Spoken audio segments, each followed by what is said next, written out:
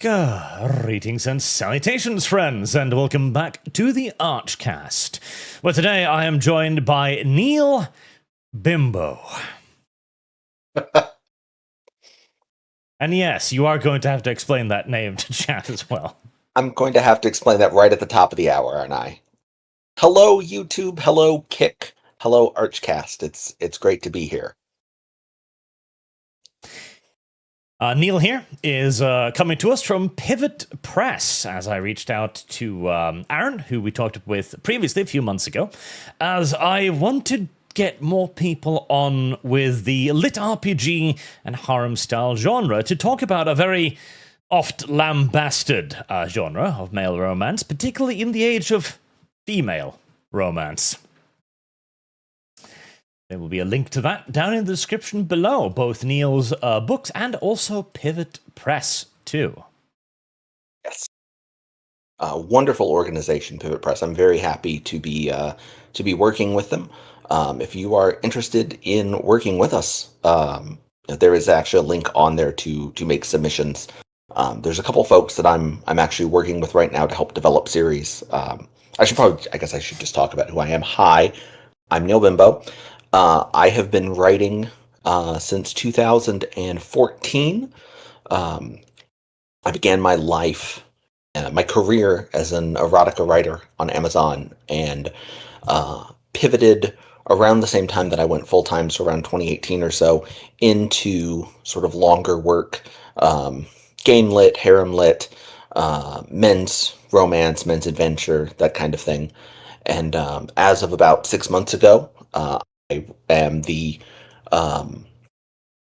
official developer of romance development manager for Pivot Press, working with Adam Lance, who is the gentleman who wrote, he and Michael Dalton co-wrote Trailer Park Elves, and we have co-written the series Hex Kittens together, and the 5th installment of that, which is written by me, is coming out in 2 days on Amazon.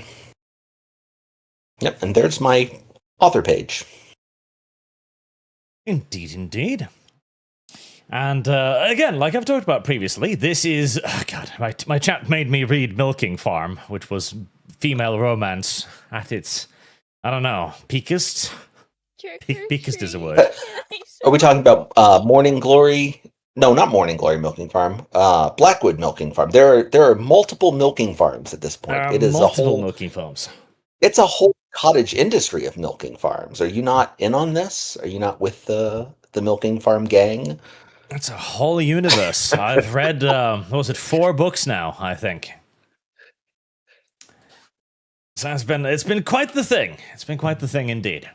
And yet, the male side of things is, as usual, held to a very different standard than the female side. So I've went on a bit of a personal crusade to talk about this, and I've got a bunch of people lined up which are in this particular industry. Especially as this is also a great conversation to have around our current wider cultural conflict as well, as this is something that is now beginning to get a little bit more popular, at least in certain ways, as I've made you promise to tell me about whatever this thing is. I was shocked as we were prepping this to learn that you have only recently become aware of the existence of Dungeon Crawler Carl. I had no idea. I was literally, because I was talking to Neil, not Neil, no, which Neil, other Neil, God help me. Another Neil, about the harem lit genre in general, and I was given a list of people I should try and reach out to, and I've done so, and this was one thing mentioned in the Litrpg genre, and I had no idea what this was or what it was about, but suddenly, apparently, it's very big, and it's getting a TV series. It is. It's very large. I literally was in a bookstore today, and they not only had a stack out, they had stickers and apparel and a jigsaw puzzle, which strikes me as kind of an odd pairing for a merch sale. But no, it's huge.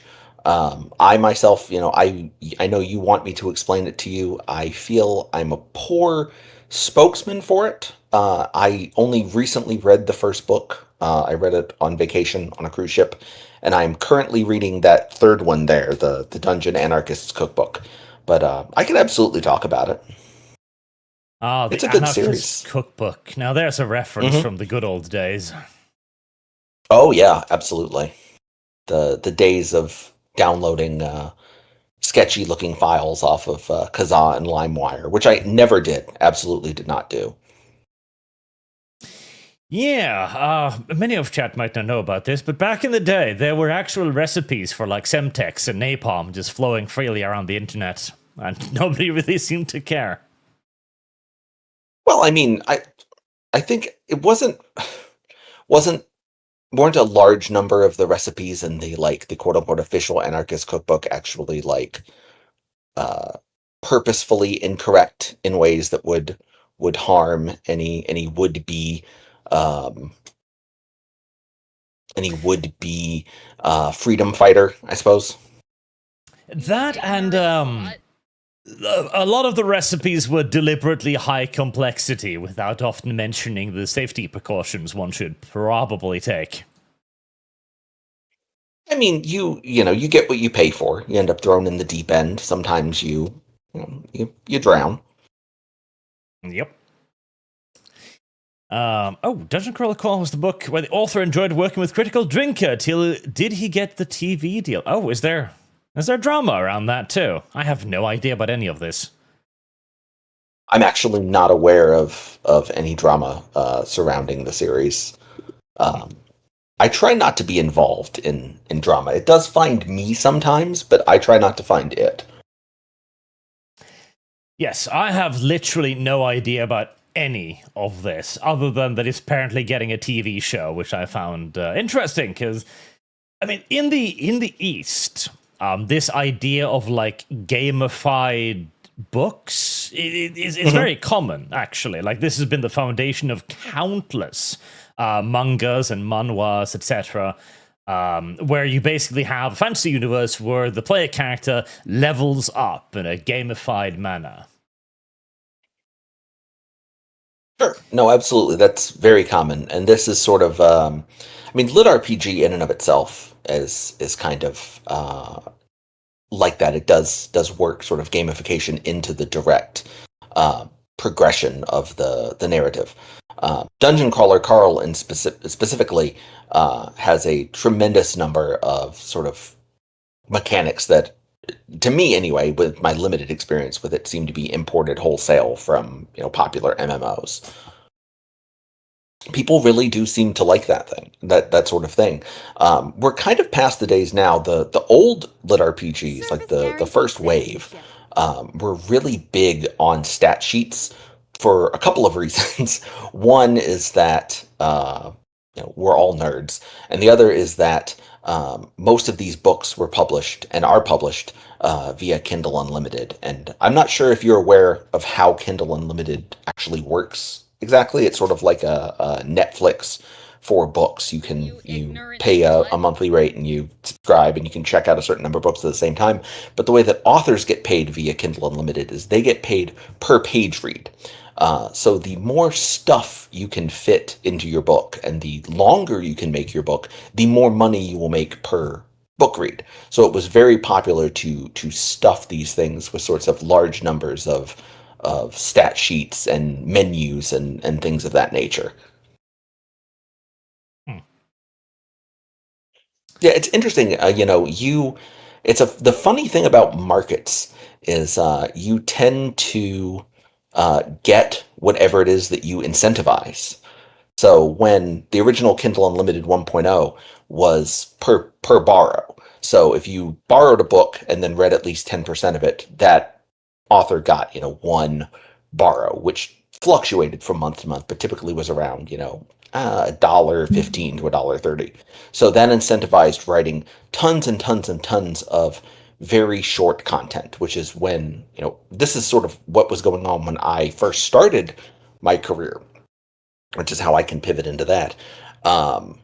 When you first started out, it made a lot of sense to just write a lot of short fiction with some sort of hook in it to get people to pick it up and borrow it and at least read the first few pages of it. And a lot of times that hook was, boobs, was sex. It also obviously created a large market for scamming, since if you can trick someone into borrowing your book and reading a few pages of it, if it's a 15-page book, they read 2 pages, boom, you've just made, $1.30.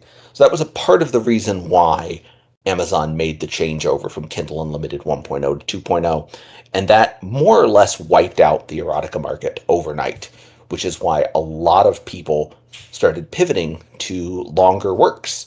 And it wasn't coincidental. Well, it was coincidental to an extent that around that time was when the first wave of these sort of men's adventure gamelit books showed up, by people like Michael Scott Earl. That was how I learned that this genre existed, is because so I started out writing smut. I started in the gutter, and I'm still in the gutter in a sense.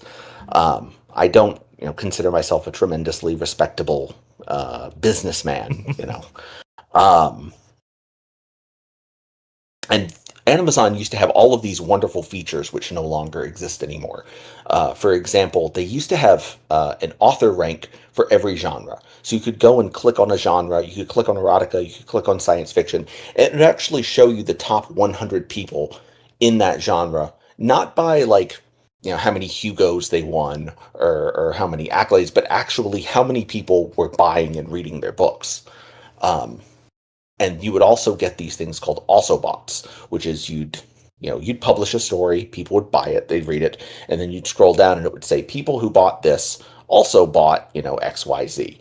And when you first started out, in erotica, sort of my MO was to take a look at those, because they'd inevitably be from people who were making a lot more money than me, obviously, and try to kind of see what they were doing right and emulate that.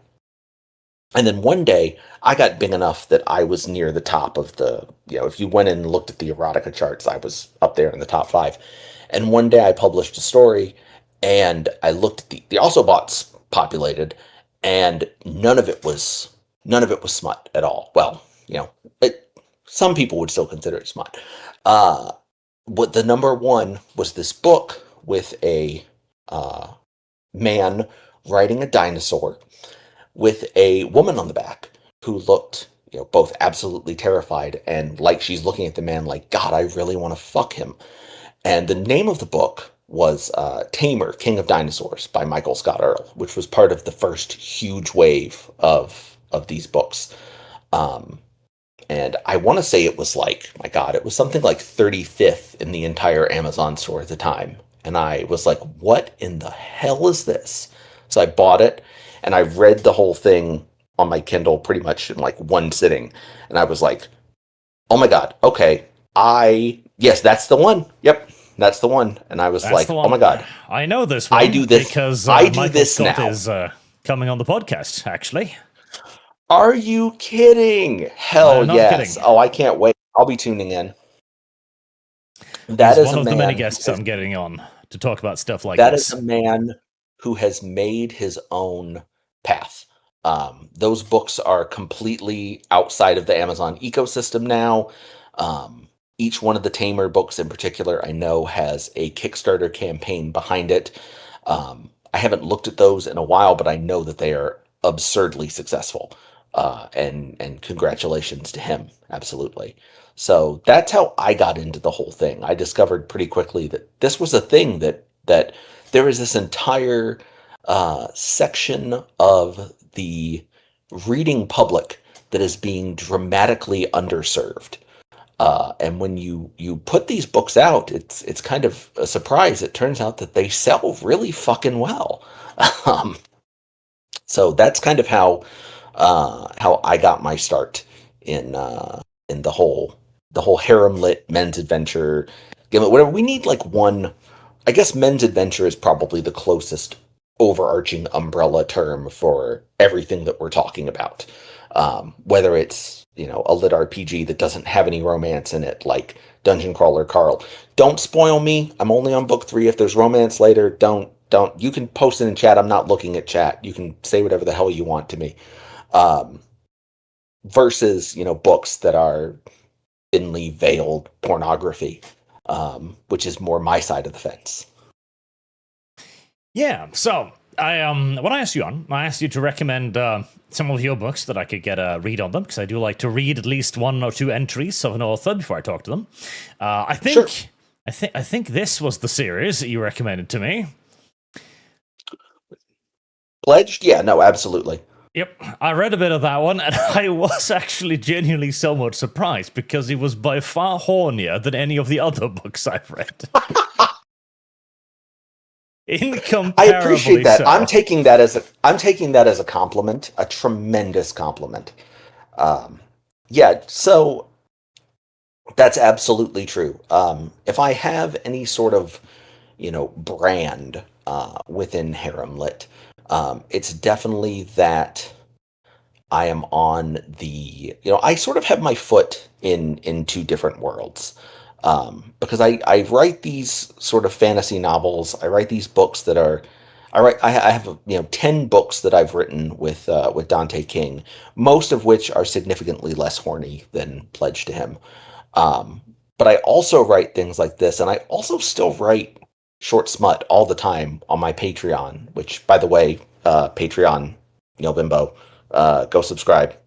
It's awesome. Shout out to my gentlemen perverts in the Discord, and I call them that with nothing but love and affection.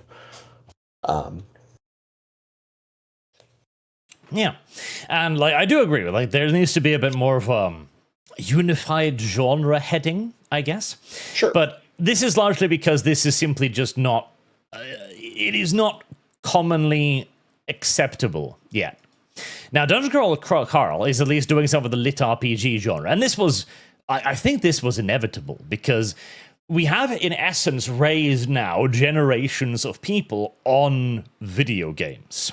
And so, you're inevitably going to get video gamification of other things, because it becomes common. It's a language you understand now. It's a setting you understand. In the same way that once upon a time, elves and dwarves were made commonplace by J.R.R. Tolkien's work. And what we basically need is a term for Twilight for men. Okay. I mean, I would argue, to go back to your point real quick, I would argue that it's not just video games. I feel like gamification has sort of spread to encompass more than just video games itself. I mean, you go anywhere now. Everything has an app linked to it. You go and you work out, and your health app on your phone is gamified. It has achievements in it. You get points for door dashing items a certain number of times a week. Our workplaces, more so than ever before, have been gamified in lieu of providing actual tangible benefits to workers. They're providing fictitious bullshit benefits to workers. I think gamification is something that has just seeped into our culture to the point that people want to read about it in a way that works for them, like a way that it actually, you can master these mechanics, and the only thing that matters to getting stronger or smarter or to getting one over on everybody else is finding out a way to work the system in a more efficient manner than everybody else. I'm probably repeating myself there, and I apologize, but yeah, I don't think it's just video games, but it's definitely also video games. Well, you mentioned something interesting there, which is sense of mastery. And this, I think, is a very, very, very big part of this, particularly in our current culture as well. Because we lived in a world, we've always been raised with the idea that if you simply just put in the effort, you work hard, everything's going to work out, you're going to get a job, you're going to get a wife, etc. All of that will just work. We're not really in that world anymore. And for a lot of people, life is a lot more difficult than they were ever told that it was going to be.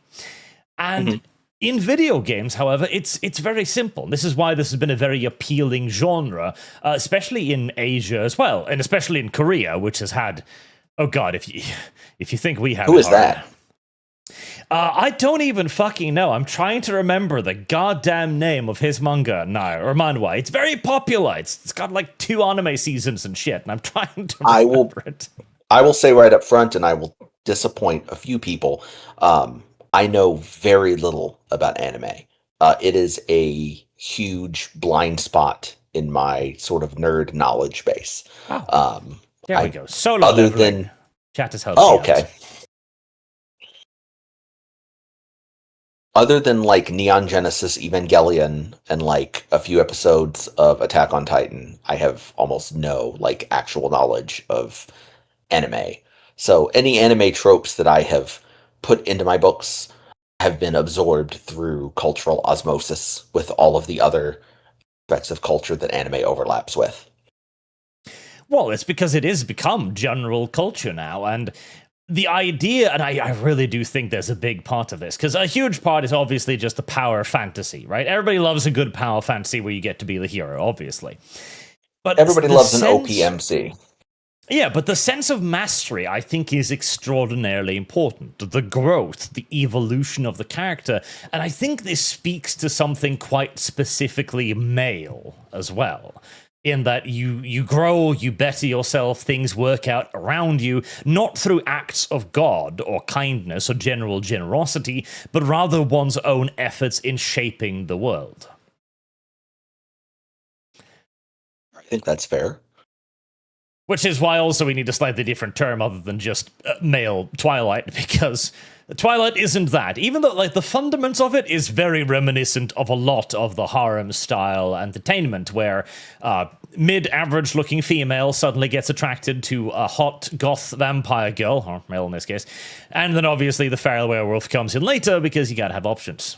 I mean, I don't mean to disagree with you, but Twilight is very much not a harem series. Twilight is an absolute classic love triangle.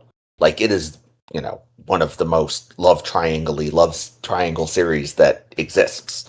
I don't know a ton about Twilight, but I know that Bella is not going around collecting lovers like their Pokemon cards. There are 2 attractive people who are fighting over her, which is a little bit different. And if you market your harem lit novel as a love triangle, as I have learned, it will not do very well, because that is not so much a male power fantasy as the sort of classic harem narrative structure. You are right on that, because by and large, I do find that when it's the love triangle thing for men, it rather becomes a problem rather than anything, because now there's 2 people, and 2 people of equal worth, and therefore you have to hurt somebody to pick one, etc. Whereas the harem genre is usually focused around the happy coexistence of everybody. Mm-hmm. Yes, unless you're one of the odd sort of very loud minority of folks who believe that that every woman in the harem should sort of be siloed off in her own little world and should have no interaction with the other girls, which is something that I very much do not agree with, and in fact went out of my way to poke fun at a little bit in Pledge to Him. I don't know how far you got into the series exactly. That certainly happens 5 or 6 or 7 books in.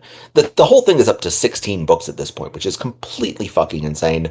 I cannot believe it's still running. I am so fucking humbled and lucky to be making these books that keep ballooning out of control. And I really, appreciate it. Full disclosure, I only got through the first one because I am now buried in books I need to read before I talk to the people who wrote them. So I'm on a fucking schedule. Fair enough. Completely understand. You got your enjoyment out of it and then left. I understand. But yeah, no, we do need a better, like, classification for this. But again, so long as it remains more of a social stigma, it's probably not going to happen. But I do think there is more of a push towards normalizing a lot of this now. And I'm quite happy to see it. And that's why I'm doing this. Doing my part. I mean, I think what has happened to an extent is that, and this was something I was planning on talking to you about when we talk about Dungeon Crawler Carl, is that these things have sort of gotten large to the point that they can no longer be ignored. And what has happened by and large is that publishing companies have kind of gone through and chosen the winners. You were kind of surprised to learn not only is Dungeon Crawler Carl big, but there are sort of a whole other cottage industry of Litrpgs that are now getting publishing deals. Dungeon Crawler Carl, and we're bringing up Twilight here. I'll make the comparison. DCC is kind of to Litrpgs what 50 Shades of Grey was to the sort of indie romance, the billionaire romance subgenre. Now that the door is open, you see all of these series that have been going on forever, like the Bobiverse, like Heretical Fishing, like Cradle, which I think Cradle is a little bit different than a classic Litrpg. I haven't actually read it. I apologize. I have read. To stop you there for a moment. Yeah. Heretical no, please go right ahead. Fishing. Yeah. Right. And hey, look, there's Matt Dinneman on the cover giving a praise quote. Friends, platforming friends. Oh, and that's a Heath Miller joint. I love it. That's the funniest thing to me is actually I don't think they're together anymore, but Heath Miller used to be married to Catherine Valent, who is one of the most who's this very and I love her books. This fantasy writer who's very sort of who could be charitably described as a little bit on the highfalutin side of the kind of the side of the genre that stubbornly refers to it as speculative fiction instead of science fiction. So I think it's funny that she would come home and listen to her husband reading the latest chapter of He Who Fights with Monsters, and some dude smashing goblins with his feet and getting gold coins. But yeah, people love these books. Now, I actually have not read Heretical Fishing, so I cannot talk much about it. I'm kind of getting into the Litrpg genre myself, which is incredibly late because people have been telling me to read Dungeon Crawler Carl for, I want to say, literal years at this point. Right. Well, I now know that there's a book series called Heretical Fishing, and I'm mildly intrigued. Huh. That's quite the thing. But yeah, I do agree that this is becoming more normalized, and I think it needs to be, because the entire genre of romance in general has had an interesting kind of deconstruction over the last 10 odd years, where it used to be entirely common, of course, to have romance characters or romance goals in entertainment. Whereas today, not so much. If anything, it's almost a little bit insulting when it happens. I don't. Are we talking about the romance genre itself? Are we talking about rom-coms and the like, or are you saying that mainstream films, mainstream genre films, for example, like science fiction films, thrillers and the like, don't have romance plots the way that they used to? Mainly the mainstream entertainment and games, etc. Because we do still have some, but I mean, even the romance movies are primarily female-oriented, and the rom-coms are, God, they're terrible. They're just bad. They're just bad. You're not a big watcher of the Hallmark Channel in your domicile? And again, this is all heavily female-coded. Whereas we're talking about here a lot more about specifically men's romance, which is a vanishingly small and growing smaller genre, despite it was extraordinarily common. It used to be Batman, goddammit, like a classic cartoon comedy character for kids initially. How many love interest has he been dragged through at this point? I could not tell you the exact number. I'm sure it's fairly large. I'm pretty sure it's significant. Yes. But it definitely grew. It got a degree of, I don't know, smudge on it after the major movement of the feminist nonsense. But at the same time, I mean, didn't the last Batman movie have like Anne Hathaway in a cat suit? oh god, what was that? Or has there been I'm another losing Batman count. movie since the Nolan ones? There has been. There's the Batman Okay. or something, which was awful. Oh yeah, I completely I had the so Bane I completely one. forgot that completely existed. Yeah. Yeah, they had a knockoff poor man's Catwoman in that one. I'm almost forgotten about her. Yeah, I literally forgot that that was the Robert Pattinson Batman that it even existed. Yeah, I'd completely spaced that one because she was barely a part of the movie, in my opinion. But what is interesting, and I wanted to bring this up because this will dovetail into a wider drama about Grand Theft Auto. But of course, they chose to start the player out in a duo romance in that one, which is an interesting choice. And I'm wondering why. I mean, part of it could just be a Bonnie and Clyde style story, possibly. It could simply just be two characters that you play with slightly different dialogue trees or specializations, or kind of like a story bouncing thing a la GTA 5. But I still found that interesting because in the entirety of the preceding Grand Theft Auto series, that hasn't really been much of a subject at all. Okay. And I'm going to admit here, I'm not super. I think the last Grand Theft Auto game I actually played was Vice City, so I'm not super familiar with the series itself. I'm familiar with other Rockstar titles. I've played both the Red Dead games. I couldn't really tell you. It is interesting that they would switch that up 6 games in. Yeah, and sort of kind of same, honestly. The last GTA game I properly played was Vice City. I owned the other ones, but for some reason I played 5 for one stream, and I was like, well, I mean, this is neat, I guess, but never really hooked me. You know what? Actually, scratch that. I have played the online version of 5 with people before, so I cannot say that I've never played it. GTA.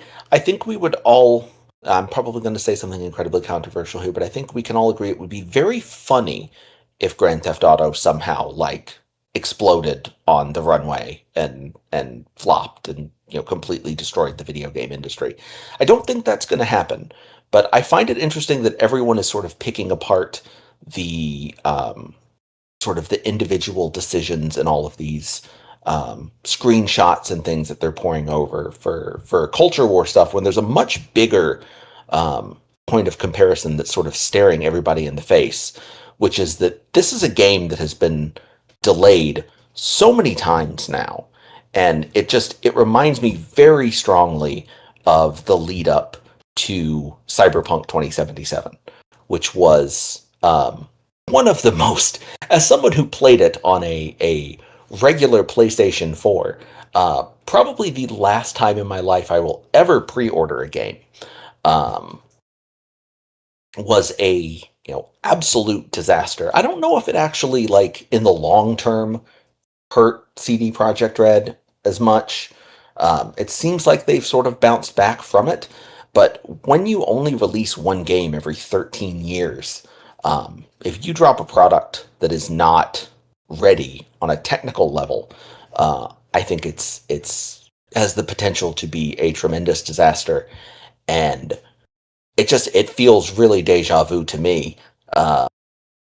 Maybe that won't happen. Maybe it'll come out and it'll run great on the PS5 hardware, but I find that a lot more I find that could be a lot bigger than, poring over screenshots or whatnot. So, Grand Theft Auto 6 is... It's a study in Darwinianism when it comes to its ability to succeed, because it's already a success. It will... I mean, people on... Oh God, I selected this story because it's particularly ridiculous, but GTA 6 fans are paying eBay scalpers over retail price for pre-orders. So there are people out there that are actually retarded enough to pay for codes for a digital pre-order game above asking price. The level of desperation for this video game is... I've never seen anything the likes of it. Now, is this... Because I'm always, skeptical when I hear things like this. Does that mean that people are actually buying... Are people actually shelling out $130 for codes on eBay? Or did they find someone listing a code for $130 on eBay and turn it into a story? Like, I'm always like... Is that really happening? Or is this just something you are saying to both make us think, A, that Grand Theft Auto is the most popular game in human history, and you'd better get on it before all the cool kids laugh at you, and that people are fucking idiots? Because, I mean, I believe the second one, but I don't know. It sets my bullshit sensor off when you tell me that people will pay $130 for something that effectively has no upper limit on how many copies can be sold because it's just a digital code. So from what they have in the article itself, it has seen several people paying above the paying price, so copies being sold in essence. And the overwhelming majority of these are literally obvious scams. Like there's one, for example, that's marked as sold right here, which is just somebody photoshopping the cover onto a box. That's probably, that might be what the final one looks like. Yeah, so what you're saying then is somebody accidentally misconfigured their claw bot or whatever to make bids on eBay.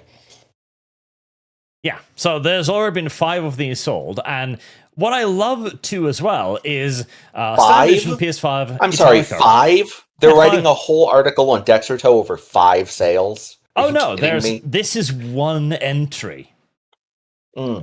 There's a lot of these entries up at the moment. There's quite a few. All right, here we go. One that's had 404 sales. Holy cow. So there are a disturbing number of people who do not have functional bullshit sensors at all. So what I think people are doing is they're seeing if there are any idiots out there, and there are, as people are going absolute mad over this title, despite its very, very hefty price tag as well of, I think it was $80 basic edition, and that cuts out a ton of the game's features as well. And not just casual features either. So there's this breakdown here. Ride customizations, or car customization, that's pretty important. Clothing stores, okay. Tattoos, mod shops. Really? So you can't customize your car, you can't modify your cars.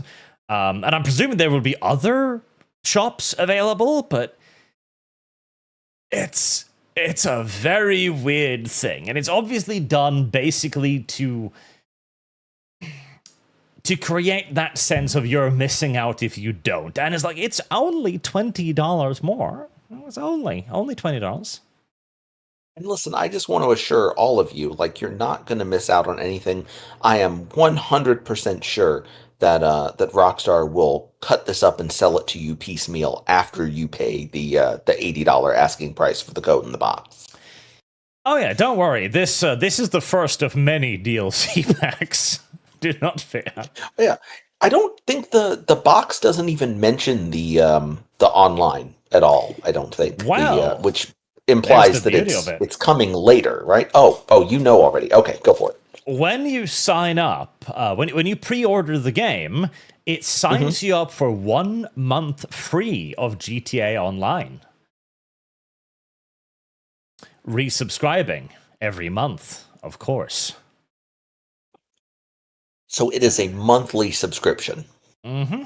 I've heard that this is a thing. I actually found out about this from some family members who are younger than me, that this is apparently a thing that they do with Fortnite as well. And I do not understand who would pay a monthly subscription for a game that is free. I understand it even less for a game that costs $80. Yeah. And yet, again, this is going to sell like absolute mad. And it's probably going to give a lot of other companies, too, the wrong impression. So brace yourself for $80 standard pricing on AAA video games. And you know what? I actually think this could lead to a bit of a games industry crash. Not because GTA 6 is going to fail, because even if it does, the sales alone will carry it. It's like, even if it arrives completely busted, like fucking bricks consoles, burns PCs to the ground, etc. It doesn't matter. It's gonna have sold so many copies before the first PC fucking shatters itself into 1,000 pieces.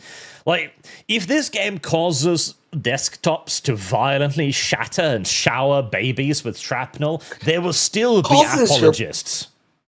Causes your PlayStation to secrete a deadly gas. Yeah, like it melts some internal component that pumps mercury into your fucking house or something. It's not going to happen. But for other games, I mean, you already have countless big AAA flops. And here's the thing as well. What people often forget is that the companies behind these games, they make assumptions on profit based upon sales price. So when companies go, wait, we can get away with $20? Well, that means we need to increase our budget by 20%. And then we'll sell 100% more. And they're going to look at the sales numbers of GTA, and they're going to assume they can compete. There's going to be a number of GTA fucking clones, $80 new price tag. And all that's going to happen is that they'll be outcompeted by fucking random goddamn indie games. I mean, the most popular game right now is this fucking thing. Which is I just heard about this the other day. Yeah, it's kind of goofy. This is actually, all of this has happened before, and all of this will happen again. That was a huge mistake that happened, actually, to bring it closer to Dungeon Crawler Carl in the MMO world, was back when World of Warcraft was the 900-pound gorilla in the games industry. There were all of these companies that were looking at it and saying, if we could get 5% of World of Warcraft's market share, if we could get 5% of those people to jump ship and play our MMO, we could be making, X millions of dollars a month or whatever. And every single one of those games that came out to try to do that failed miserably. They mostly exploded on the runway and never took off to begin with. And the ones that did, crashed and burned fairly shortly after. And it was fundamentally because people didn't want to play a game that was like World of Warcraft. They wanted to fucking play World of Warcraft. Yeah. And I think you're sort of looking at the same thing here. People don't want to play, a game that's like Grand Theft Auto, that tries to get, 2.5 to 5% of Grand Theft Auto's market share. They want to play the game that they grew up with and that they love, and that gives them all those same good nostalgic feelings that they get when they read Litrpgs like Dungeon Crawler Carl. Yeah. So GTA 6 will do some serious damage to gaming, and that's fine. It deserves it. It really does. Oh god, GTA fucking 6. It would be funny, though, if it was somehow outcompeted by a dumb little hide-and-seek game, although I don't think we're quite there yet. Well, I mean, the things that you can do with artificial intelligence these days, they're just amazing. They are? It is? Right. So I've seen a couple of questions in the chat as well, so I'll read some of the Superchats. I can't see the chat from where I'm sitting, unfortunately. So I apologize if there's things that I'm not responding to. I'm not doing it to be rude or to shame you, unless that's your thing. Go ahead. Sorry. And also, anyone donating on Streamlabs is just literally not working today. It just won't fucking load for me, so bear that in mind. The wonders of technology. See if I can actually get up. If we can get to 500 likes today, I'll unlock a bonus for your funds. So, 500 likes, chat. Hit the like button. It is your friend. It loves you. It loves you in a way that only your mother does. Maybe not even that. Philip Funov, Mr. Bimbeau. That's going to be a problematic name in the long term. Couldn't help but notice your thumbnail being a tragically hip album cover. Your impressions on Gord Downey, man/woman writing. Gord Downey. There you go. That's the name. Gord Downey. Yeah, no, actually, I am a gigantic fan of the Tragically Hip to the point that I want to say the first Hex Kittens that I wrote was Hex Kittens 2. And there are just a tremendous number of Tragically Hip references woven into that book. When you sit in a little office for 8 hours a day writing, and while you are writing, you're playing Spotify, the music sort of leaches into the books. That's probably something that you noticed with Pledged to Him. There's a lot of musical references in Pledged.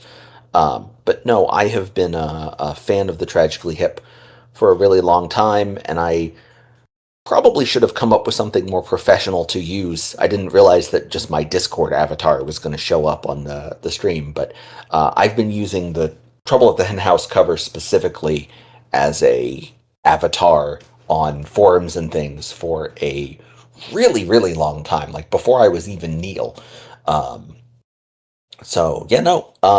Gord Downey's awesome. I've seen, rest in peace. I've seen the Tragically Hip like 7 or 8 times. I've shook Gord Downey's hand, and I haven't washed it since. No, I'm kidding. They're great. They're awesome.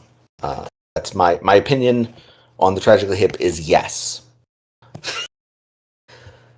I did not notice a single musical reference because I view music as nothing more than a lie told to you by your cerebrum.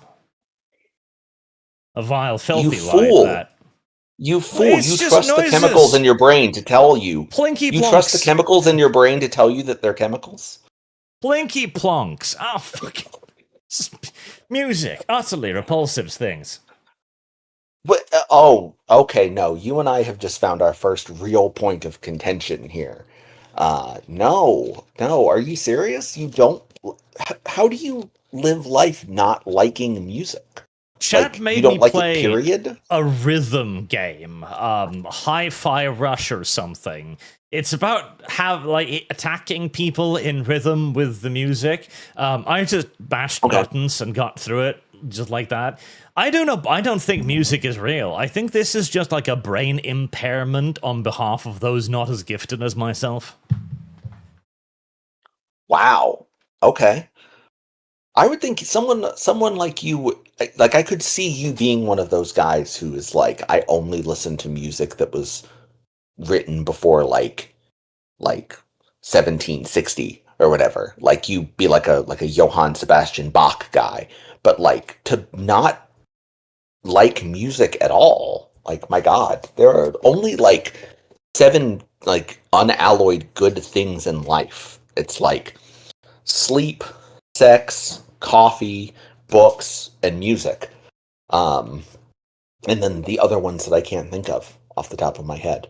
But that's crazy. Wow. Oh, video games are not all like good. Entertainment. Oh no, video games. Do Music. you not like? Do you just mute your video games when you play video games? Are you like, this music sucks? No, listen. There's This things Mario, in the background. this Mario shit. Fuck this. There are noises accompanying other things, but I never paid any mind.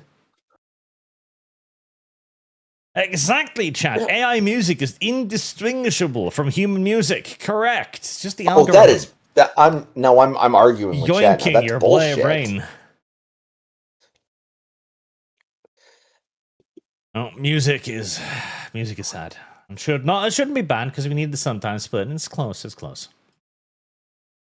But check it all. Neil, been a big fan for a long time. Thanks for your books. Oh, you're so welcome. That's so sweet of you. Also, you did mention one of your books is that I do need to read, and that is Hex Kitten, because at first glance, I'm looking at this and I'm thinking Buffy the Vampire Slayer. Your first glance is absolutely correct, yes. Hex Kittens is a series that I'm writing with Adam Lance and Michael Dalton, the two gentlemen who made Trailer Park Elves, which I believe you've talked about on the podcast a couple of times. And it was explicitly, we sort of pitched as this almost like because we're writing it episodically. So each installment's around like 30,000 words, which is about how long the first Pledge to Him is. And now like Pledge 16 is like twice the size of that. They've just ballooned.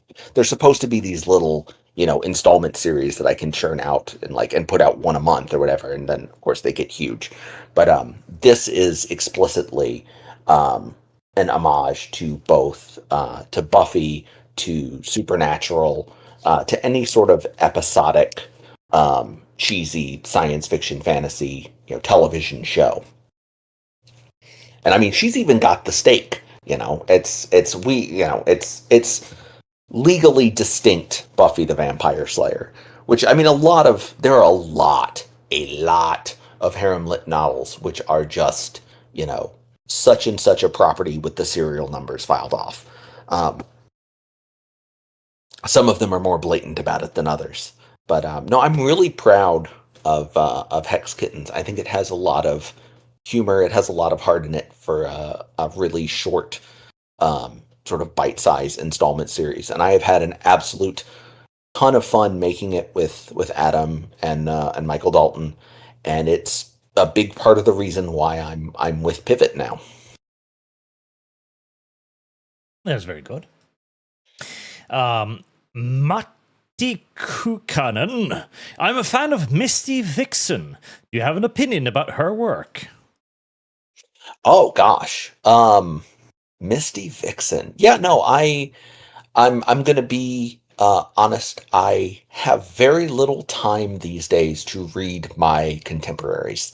I try to as much as possible. Misty, I have read the Hellcat serial. I've read big chunks of. I don't remember how much. If I've read all of Our Own Way. I know that's like her big thing, but or one of her big series.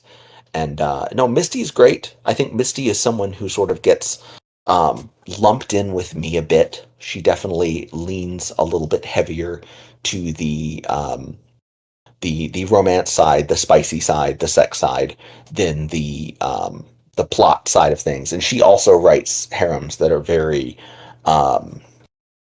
very much the antithesis of what we were talking about, where all of the girls are sort of siloed off in their little worlds. I wrote this whole thing on Reddit, which was probably a mistake in and of itself at one point, about why FF sort of content in harems is so important. And it's important, like, just beyond the sex. It's important in just the verisimilitude of making this feel like, a real relationship. And I can maybe find that at some point. But I'm rambling. I apologize. Misty Vixen is great. She's awesome. Love Misty. All I know is that she has a series called Tomboy Supremacy. Of course she does. is in and of itself Raw, that's the point. other. Raw is also her other, like, really big series, I believe. I have not read Raw. And I know Down the Rabbit Hole is sort of like Pledged to him in that it's an episodic series. That's becoming a little bit more popular these days, going the sort of short episode route. I don't know that anybody has quite made it work in the same way that Pledged to him has, but there's definitely a advantage in the harem lit genre to putting out a lot of books in a shorter period of time than your contemporaries. And all of these little nuggets of wisdom. I'm actually working on a nonfiction book about the writing process with a specific focus on men's romance and harem lit to hopefully come out at some point before the end of the year. I have not quite settled on a title yet. It's probably going to be something along the lines of like The Stubborn Bastard's Guide to Making Money on Amazon Eventually, or something along those lines. My Patreon people have gotten a little bit of that, not very much, because I'm very slow to write nonfiction. But it is something that I'm working on. Okay, well, that's a recommendation. I shall maybe reach out there too, as I do need more people. I think that would be cool. Oh yeah, go ahead. Sujad, a half-filled vodka bottle with some diesel, a few scoops of sand, crushed polyester. Happy fun time. Best cookbook right there. Oh, okay. That took me a second. AB Im2P, yes, the author of Dungeon Crawler Car, like Drinker when he was propped by him. Then he has risen and went, oh, I'd never associate with that right-wing grifter. Ah, classic. Classic. Well, I know nothing about that part of the drama because I didn't learn that Dungeon Crawler Carl was a thing until literally yesterday. But that does make him sound a lot less good. It's true. Chickador, I started there with you, Neil. The Glasses series. It's still one of my favorites. I enjoyed recommending John Stravant, Valence Legacy. Old school.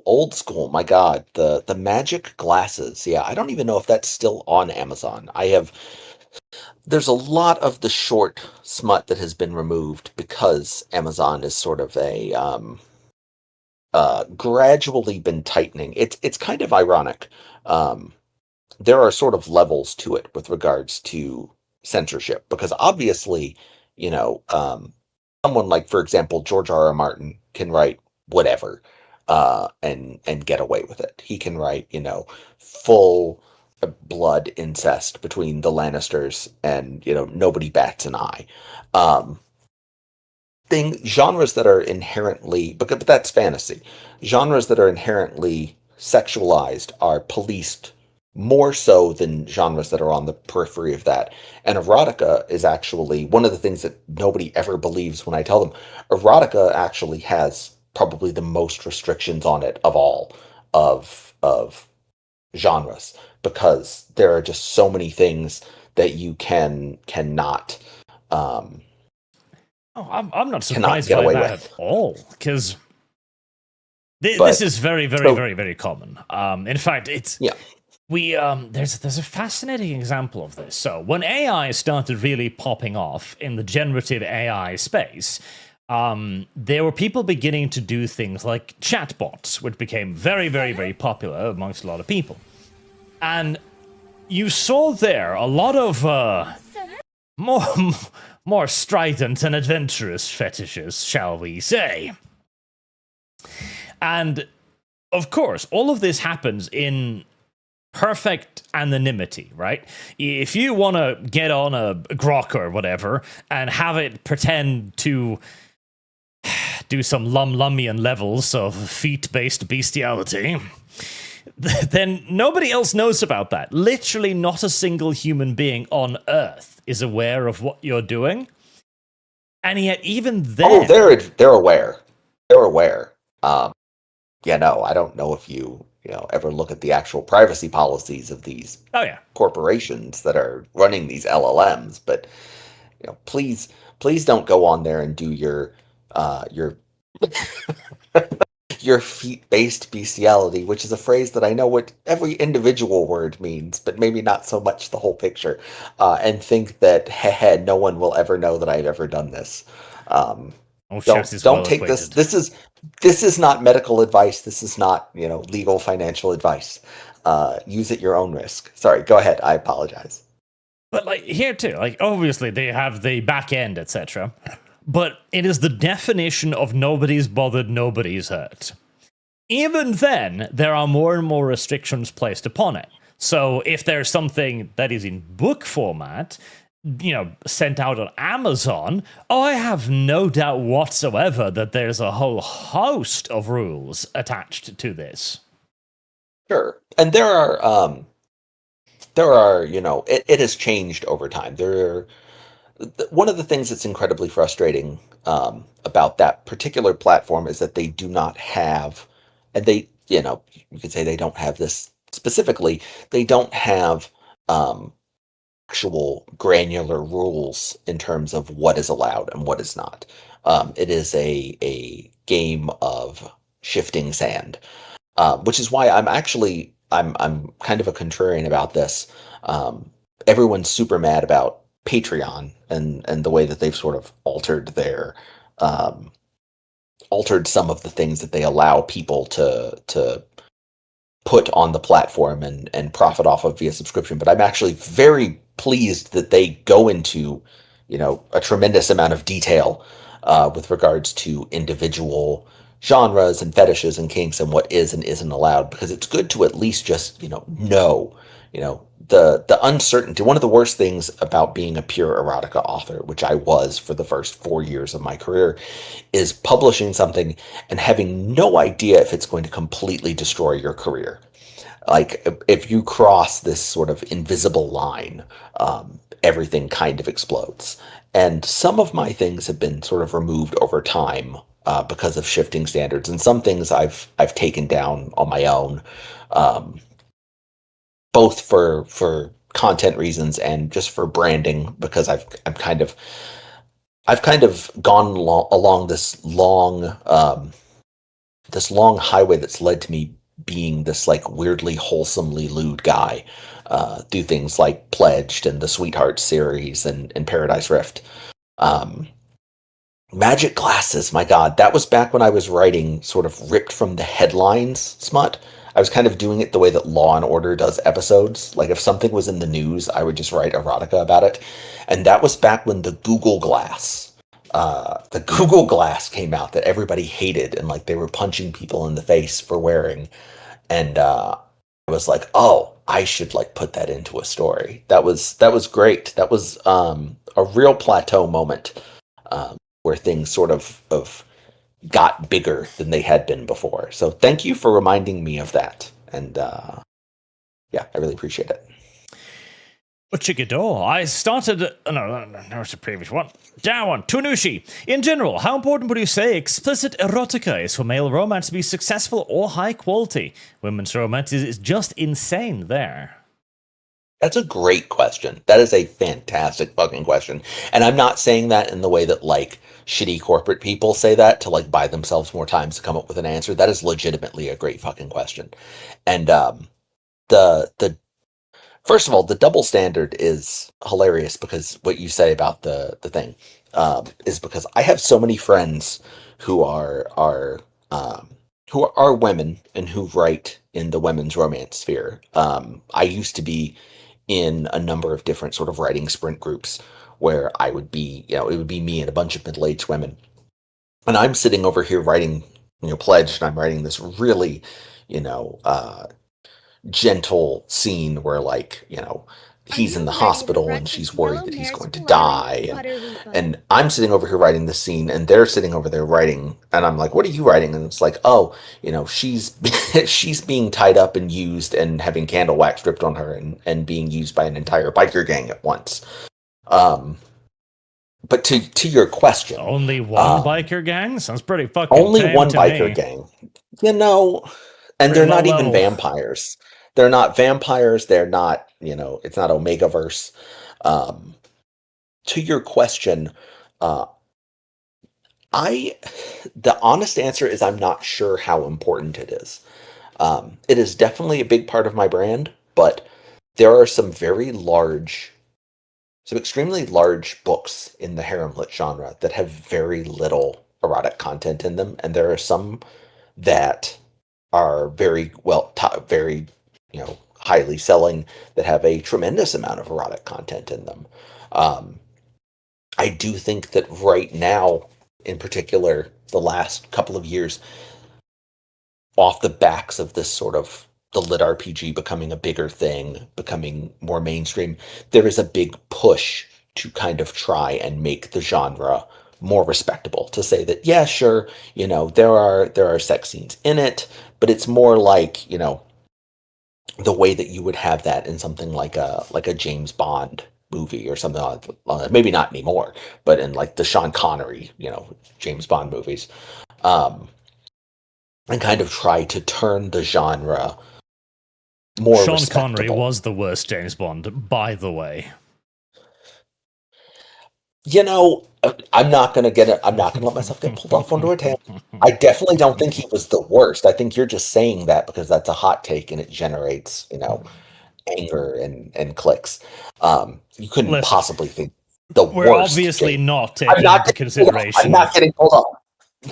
We're, we're not dragging in the new guy, Daniel Craig. We're obviously not. He's not James Bond, sir. Okay, well, that's fair. But I definitely I am not part of that movement so much to try and sort of bring the genre out of the gutter and kind of clean it up and set it next to Dungeon Crawler Carl, because I personally know, that these books, the books that I write, they're never going to be in Barnes and Noble next to Dungeon Crawler Carl. They're never going to be. You're never going to pick it up while you go and get the next, heretical fishing. Um, so you might as well embrace it and have fun with it, because I mean I do, and I don't think there's anything. I'm going to get up on my soapbox here. I don't think there's anything shameful about it. Um, it may not be the oldest profession, but pornographer is one of the oldest professions. If you go to Altamira, to the caves where they have the ancient cave paintings, as Steely Dan said when they put it on the wall and there wasn't even any Hollywood. If you walk past all of the ones that they have to the public where there are them hunting woolly mammoths and things, what you'll find are drawings of figures having sex in a lot of different configurations. This is something that has been part of human experience and human creativity and human expression since there were humans.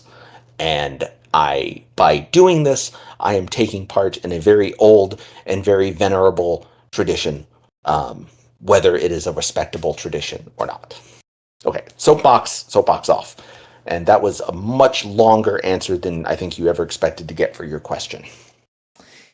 Well, to go to it directly as well, because this kind of reminds me of my semi-viral post on this, which basically saying, listen, male romance is nothing, or has nothing to do on female romance when it comes to sheer levels of fucking perversions.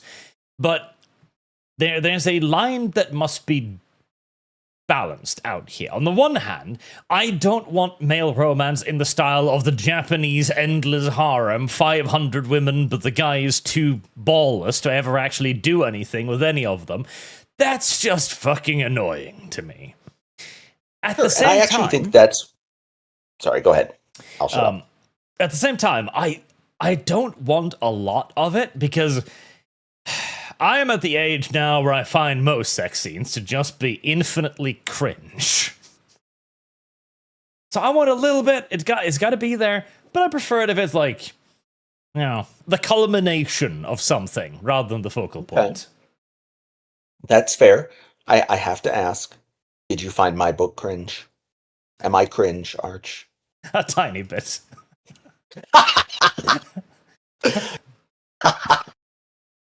I appreciate your honesty. And I actually think that picture that you're showing there is sort of an antecedent to this genre that we don't really talk about enough. Um, the the people who are reading harem lit are a large portion of them are people who grew up watching shit like Tenchi Muyo and whatever the hell that thing is that you're showing there, and they watched all of these shows where male characters were surrounded by women that they were too chicken shit to make moves on, and they are reacting to that in an extent when they pick up these books. I think that's an aspect of it that isn't really talked about enough, in much the same way that a culture that's steeped in video games and gamification will give rise to something like Dungeon Crawler Carl and like the lit RPG genre. Mm-hmm. Let's see. YouTube, stop being gay. I know it's difficult, but control yourself. So, John, would you consider the Gore series by John Norman to be a lit RPG? Gore. Wow, that's really back there. I'm not. I feel like I'm saying this a lot this podcast. I'm not tremendously familiar with Gore. I know that Gore is very heavily. I don't know if it's a lit RPG because I don't know if, for example, the protagonist levels up in a traditional way. Man, those are some covers, man. Those like those are either Vallejo or they're like Vallejo-esque. Yeah, the Boris Vallejo style. I love it. It's criminal and Chef's unused. Classic fucking cool. I actually one of the pieces of art I gave you, the Chronomancer, is very clearly heavily inspired by that art style. I'm a huge fan. I know that Gore sort of has this whole had this whole little cult around it because it's very sort of BDSM inspired. It's about, I think there's like one of the books is literally an isekai. It's like a woman who gets whisked away to the land of Gore and is taken and enslaved and gradually learns to like it.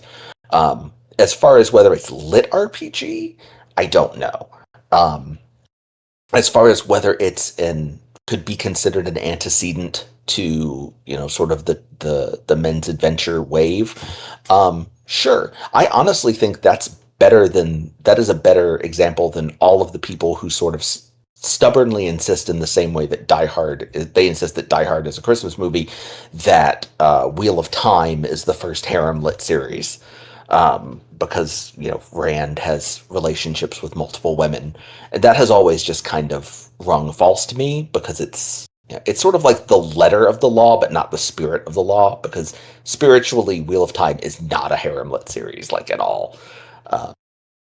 Well, firstly, Die Hard is a Christmas movie, and secondly, true, Wheel of Time's not a horror movie. It's the story about a strong female protagonist who does everything that the pathetic, weak male can't. Or at least that was the TV series. The less said about the TV series, the better. Okay. It was amazing, wasn't it? It was fantastic. I would not be a writer if it was not for Robert Jordan. I read the Wheel of Time books at an age where I was probably too young to be reading something as long and complicated as the Wheel of Time. I saw them. I saw Eye of the World in Walmart. They used to have these bins that had trade paperbacks along the floor, and I saw it. And I was like, Dad, can I have this? It has a really cool cover. And he said what was probably the worst possible thing he could have said, which is, that's way too long. You'll never read all of that. Which, of course, galvanized me into being like, of course I will fucking read all of this. And, I absolutely adore The Wheel of Time. It is how I discovered, Brandon Sanderson. And that's a whole other thing. But no, the less that is said about the Wheel of Time show, the better. I really tried. I gave it so many fucking chances, and it just stomped on every single one of those. Like I will 1000% agree with you on that. The Wheel of Time TV show is awful. It was the most comprehensive destruction of a fandom entity I have ever seen, to the point where I was genuinely deeply impressed by it. It's honestly, I think it's pushed the terrible like 23-minute thing with Billy Zane to only being like the second worst Wheel of Time adaptation.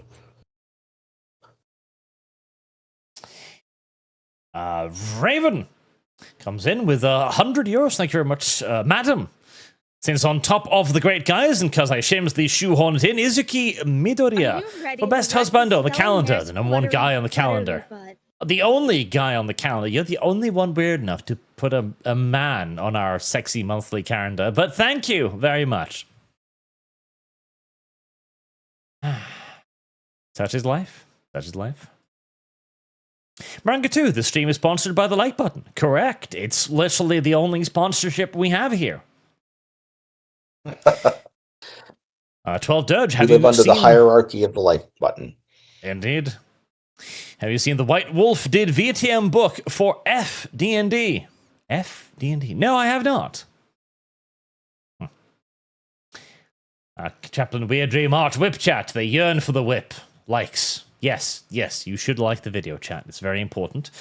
200 more likes and we'll unlock a bonus for our funding. 200 likes, chat. Go in there. Press the button. It is your friend. Speaking of friends, so we talked a bit about GTA, and I want to do on the same kind of level of a thing that is going to do immeasurable damage to the industry, the Steam machine. Oh boy. Now this has nothing to do with romance on any level, unless you're trying to have sex with the Steam machine, in which case you do you. I wouldn't recommend that. That's like Chuck Tingle level, honestly. Pounded in the butt by my Steam machine. Yeah. Alternatively, I mean, you just drill a hole in it, I guess, but I feel like it'd be hard. With hardware prices being what they are, can you really afford to, is the question. I mean, there's a certain appeal to destroying $1,000 worth of RAM with your dick, I guess, but I don't know. It's expensive. It's very expensive.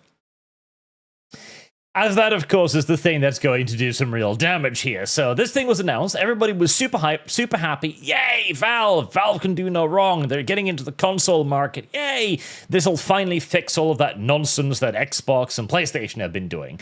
And initially, people were like, okay, it's going to be like $400 or $500. And people got a bit more pessimistic as time went on. Oh, maybe it'll be $800. Oh, that'll be really bad. It's announced at $1,000.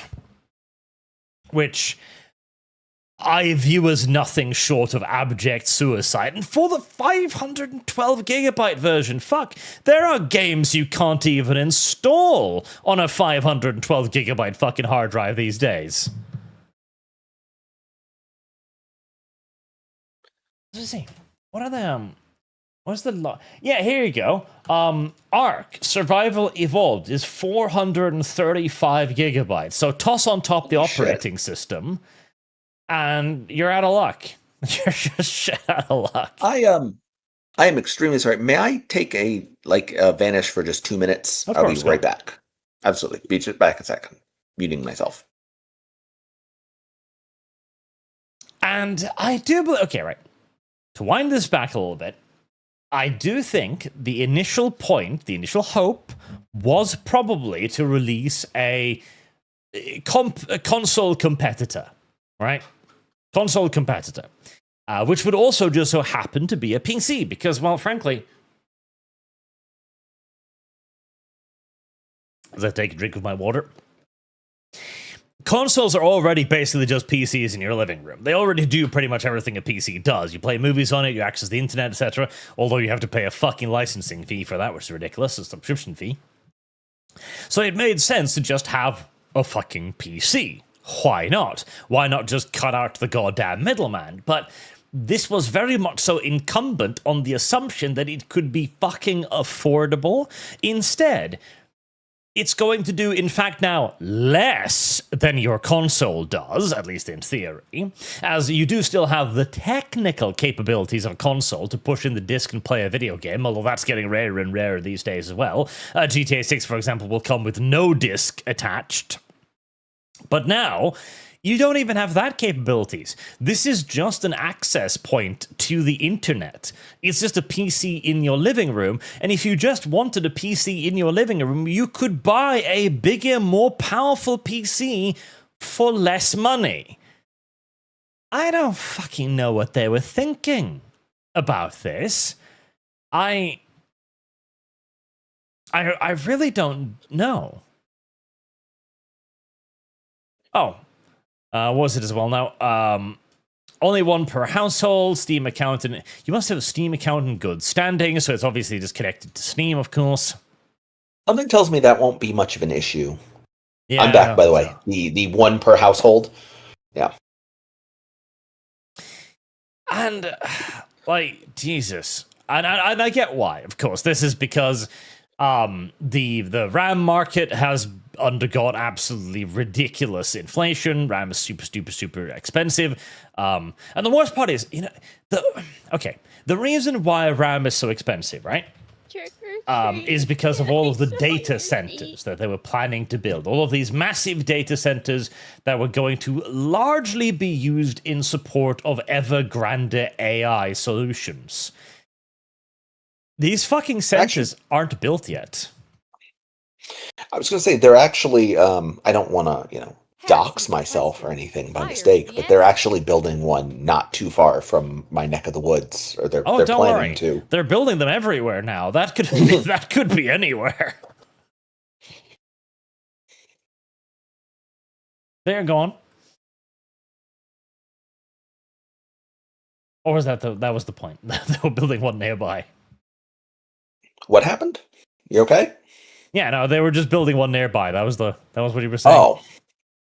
Yes. Yeah, kind of. Not literally in my backyard, but very close to where I live and exist. Yeah. And obviously this is all potentially important infrastructure, because AI is probably going to be a big deal in the future. We don't want the Chinese to outcompete us, blah, blah, blah, blah, blah. But they haven't built these things yet. All of that rise in RAM prices are because of the theoretical consumption of theoretical data centers in a theoretical future. The RAM chips themselves haven't even been fucking built yet. As we all know, speculative bubbles have only ever done good for society. Yeah. And by the way, it's very funny. It's very funny to see the way that this is all come about. There are places like rural Wyoming where, the Republicans and the Democrats have been in, fourth generation blood feuds with each other, and they're, standing on either side of the aisle, shaking hands and agreeing, overnight to build, data centers in their own backyards. It's very, very disparaging in a level of, we can't have nice things, but we can completely remake our, society overnight to allow ChatGPT to run faster.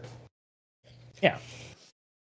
So it's entirely possible there might be a future where none of this actually happens, where these data centers aren't built, they become insolvent, they simply cost too much to run, electricity prices go up, coolant prices, maintenance, etc., to the point where the steam machine will just be killed because of a price thing that never happened. We live in weird fucking times. We very much do. And I mean, I see the original pitch of the Steam machine, because I mean, I am someone who owns a Steam Deck, and the pull of, this is a device, it connects to your TV, it plays all of your Steam games, you can buy things in the Steam sale instead of getting nickeled and dimed by Sony or Xbox or whatnot. Xbox, which may not exist a couple of years from now. They came out swinging at the worst possible time. Like I can only assume there must be something going on internally where they've reached the point where they cannot scrap this, because otherwise, I would say, put this thing back in the closet and bring it out in a couple of years. Abort mission, because this thing is absolutely dead on arrival. Yep. So clearly they've developed it so much that they're just gonna dump it on the market, see what happens, maybe hope that the market will adjust and they'll be able to get something out of it in the long run. As of course, but the problem there too is, so consoles do this all of the time, right? Where the console itself is very rarely profitable compared to the hardware they need to put in it. But they're obviously intended to be loss leaders so that they can sell games and subscriptions and support and all kinds of stuff later on. So I guess Valve just missed the part of the loss leader part where they needed to take a loss. Who knows? I mean, did we confirm that they're? I mean, are they making? Is it confirmed in the article that they're making a profit on these devices at the exorbitant $1,000 price point? Not confirmed. I might have missed that while I was up. It's probable, as you can build a comparable and indeed superior PC for the same price. So it seems likely that they're getting a little bit of extra here. Okay.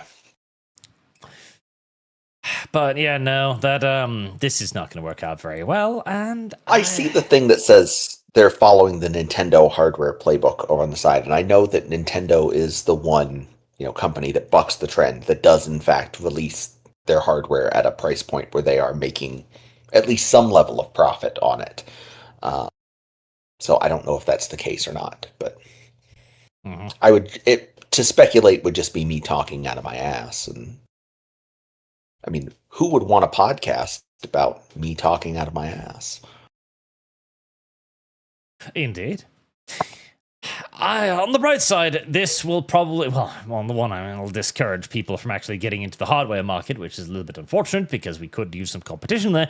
On the other hand, it'll just advance the death of the hardware market in total, which is, might not be a bad thing, especially as in these digital age. PlayStation also made the announcement just yesterday, I think, that they would have to delete over 500 movies bought via the PlayStation Store because their agreement with a film company was coming to an end. Remember, chat, digital products aren't real products. They don't actually exist. There's no guarantee you will own any of this shit. Come tomorrow, or next week, or next month, or next year. Which also, by the way, goes true for Steam as well. Technically speaking, on Steam, all you're purchasing is a so-called license, which means your Steam games too could go away, but at least so long as Gabe Newell is alive, the odds of that are relatively small. When he dies, though, that'll be a lot more interesting. Entire gaming market is one heartbeat away from collapse. Entombing everyone's Steam backlogs in with Gabe Newell's grave, like a pharaoh, being placed in a sarcophagus in his pyramid. Bring them with him to the afterlife. He takes them along for his journey. And we'll just have to find some way to cut his head off and put it in a jar and keep it alive. And we have the technology to do that, I'm sure. If not, we really should get started on developing it. We really should. Well, they're not telling us about it if they've done that. I mean, I certainly haven't heard anything. I'm sure that there's a works going on about it. I don't doubt it. Has to be. It would be simply unacceptable if they wouldn't. Speaking of simply unacceptable as well, so we've talked a little bit today about the idea of male romance storytelling and giving the audience what they actually want. I think that's a big, important part as well, because this was also a central theme when I was talking to Aaron of Trailer Park Elves, right? That he listens to the community, and what they want, that's what he tries to write for them. Absolutely. And I think that is a hugely important thing, and I think it's a big part of what we're sort of doing with Pivot Press, because I'm not sure if you're aware of this, but there's been a tremendous wave of AI generated books flooding every market, but also our market in particular, and it is very important, as these things continue, to sort of build, to do things that Claude and ChatGPT cannot do, which is to foster, relationships with your audience, and to sort of build a community, which I think is something that men's romance in particular has been so fucking good at, compared to a lot of genres. There are so many Facebook groups, Discord groups, subreddits, that are devoted to this genre, and that are, with a few small exceptions, unrelentingly positive about this genre. And I think that's extremely important. Yes, the rise of AI-generated books is going to be an interesting challenge for this genre as well. And connecting with the audience and giving them what they want is a good way to go around that. Although, I did find one fantastic book under the AI-generated books published this month segment on Goodreads, because I was looking into it a little bit. And I think you will agree that no matter how sloppified AI-generated content may be, it's got a certain talent for titles. Sir? And no, chat, I will not read that on YouTube. Not a chance in fucking hell. Sir? I see. 37 pages, huh? And published on July 4th, because of course it would be. Oh, this hasn't come out yet. Oh no, it came out last year, 2025. Right? This is 2026. We are. What year is it? What time zone am I on? What country am I in? I think you might have just shown me this and completely blown my ability to contemplate linear time out of my head. Who even knows anymore? All I know is that this will begin a quest that will shake the foundation of faith and reason alike. Good to know. As AI-generated books, there's an interesting thing to be brought up here. I'm going to take that off the screen before YouTube smacks me for it. Where... Probably a good idea, yeah. I'm quite fond of AI and its capabilities. And for a especially for a creative democratization tool, like, because right now, if you want to make Lord of the Rings, you obviously can't, or the movies, I mean, because that requires a budget and cinematography, etc. If AI becomes good enough and remains publicly available, which is a very large if, that could change. It would also allow people who have ideas, but not necessarily the skill set to realize their ideals. Like somebody who really wants to write a movie, but hates screenplays, for example. Like they can't write that to save their life and so on. But the dark underbelly of this is, of course, that there's nothing stopping you from opening Grok and go, right, write me an action novel. The main character's name should be this and this, and toss in a big boobed blonde for attention, and publishing it on Amazon. Like, there's nothing stopping somebody from just doing that, and they could produce, I mean, depending on how easily bored you get, fucking a book a day, probably, if not more. Depending on how many, what level of subscription they have with the LLM, you're burning a tremendous amount of tokens. There is nothing stopping people from doing that. And in fact, people are doing that right now. How are they? That is happening. they Yeah, are. absolutely. Why wouldn't they? They are AI generated men's adventure novels are being published every single day, and a great number of them are sinking into the ether, never to be seen again.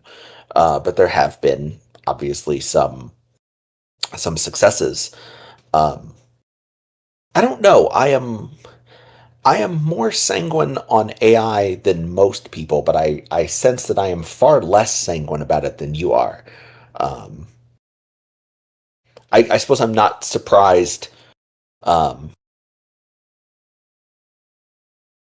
I think I lost my train of thought. I mean, for But me, yeah, I'm not. I see the promise in it because you've also got like one of the things I've used AI for example, I love world building, and so I'm working on a few fantasy and science fiction settings of my own, and I have loads of ideas around how these things should function, work, look, and the general framework, right? But I am not a creative author in writing stories. That's something I'm not good at it. I can write lore just fine. I can write technical documents, read out, explain why things work in a certain way, how a campaign should exist, what kind of logistics would be behind it, and I can make all of that make sense. But I'm terrible at writing out the actual events themselves. So for me, it's a great tool to go like, okay, here you go, here's the general layout. What am I missing? Or even simply something like, right, I need a shooty bang bang scene. Here's the details, make me something. And the AI does, as basically a short stories kind of generated thing. And I basically use this then to inspire myself and go like, oh yeah, hadn't thought about that. I don't know, man. I mean, I got to dissent here. Saying that you're like, because the execution is the whole thing, right? Like saying that you're good at coming up with ideas, but you're not good at turning them into, into consumable stories is kind of like saying you're good at having cravings for food, but you're not good at cooking. Like it's kind of the point. It's kind of the whole thing. It's really easy to come up with ideas. What's really hard is to create them in a way that other people will actually want to experience them. And that's something that I think that AI is actually still extremely bad at.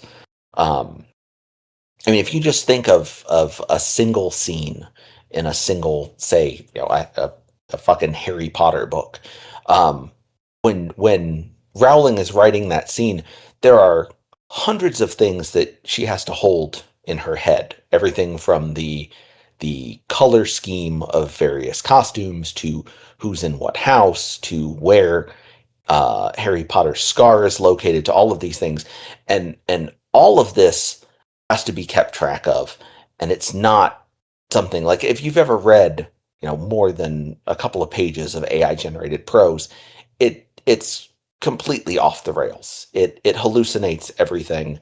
It will repeat itself. It will make tremendous tremendous mistakes of continuity, both in plot and in specific characters.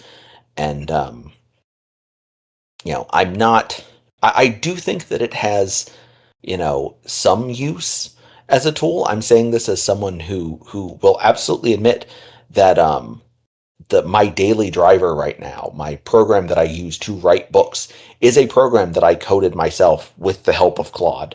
That is a full screen, distraction free text editor that saves in Markdown. So there's obviously uses for it, but I don't see the world becoming a thing where you type in, give me a bang bang shooty man with a blonde, and having anybody actually want to read it. Well, see, you say that, like, she has to keep all of these things in her mind. Hermione's black now.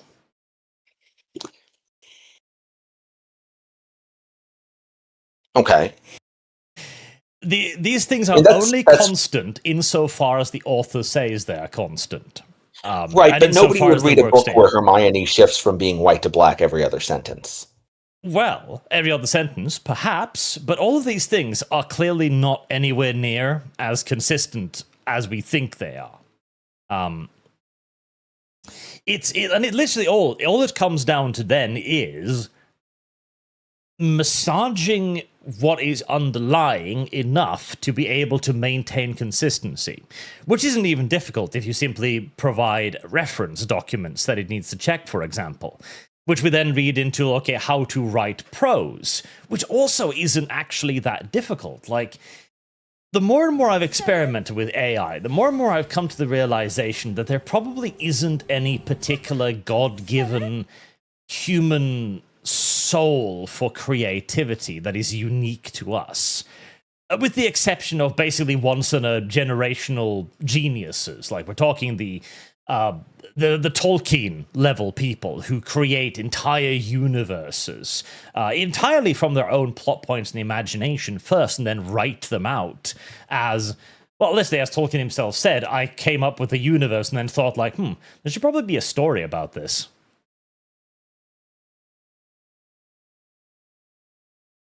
Which is the best reason ever for making an entire universe, incidentally. I think it's coming. I'm almost sure. Now, the downside, hang on. I think honestly, we're coming close now. With I'm going to be completely orthogonal to what you're saying. I apologize. I think we're coming close based on what's happening with like Fable 5 right now, and the US government, and with the increasing sort of censorship and enshittification of AI. I think we're rapidly coming up on a point. Like you said, we have, the memory prices are insane because of the data centers which haven't even been built yet. I honestly, and I could be wrong about this, I believe that the era of inexpensive consumer level AI is coming to an end. And it's coming to an end sooner than we think. Like, not, like, oh, let me, say something to ChatGPT, once in a while. But the era of using these things to the extent of writing a book or of coding a bespoke app, that is already, like, the things that I do with coding with Claude cost a tremendous amount more than the amount that they're getting from me in subscription. And that is not a contradiction that can hold. The market can remain irrational a lot longer than you can remain solvent, but you also can't remain irrational forever. I heard that memory prices are going to double again before the fall. And at some point, this is going to break. And it's just the days of generating an AI book every single day and flooding the market with it. It's just not going to be cost effective. There's not going to be some big backlash against it where everybody stood up and said, no, this is wrong. What's going to happen is it's going to get too expensive and the scammers are going to move to easier targets, which is what they always do. Conceivably. So now we're basically making the practical argument, right? That this AI bubble is going to burst. And there is very much so a possibility of that happening. Very, very much so. Especially due to the increase of hardware prices. What I would say, like, it's one of those very interesting theoreticals, because right now AI is being viewed very much so as a strategic necessity by several countries. So development is going to continue artificially, at least to a limited degree, regardless of profitability at a wider market level. And furthermore, when it comes to, like, companies can't survive in debt, I mean, I don't. No. We built an entire economy around billion-dollar US debt companies, about economies in trillions of dollars of debt. I do believe that if there is the will to maintain it, it will absolutely be maintained.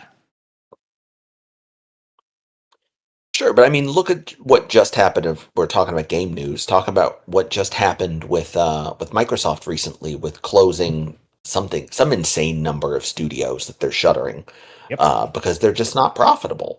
And there is eventually some point where the bottom falls out. And again, I don't know if that's going to happen this year. I don't know if some Chinese model is going to solve the token problem and become 10 times cheaper than the current one. Who the hell knows?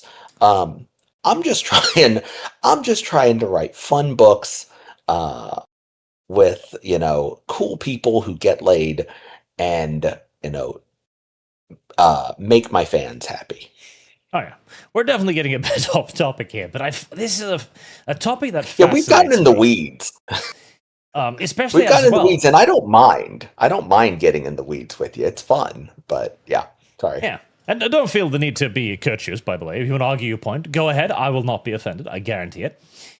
Because especially like you mentioned, companies, Microsoft canceling lots of studios. Now, there's a fascinating one, because these companies, of course, failed to do what you mentioned is so important earlier, and that is provide the audience with what they want to have.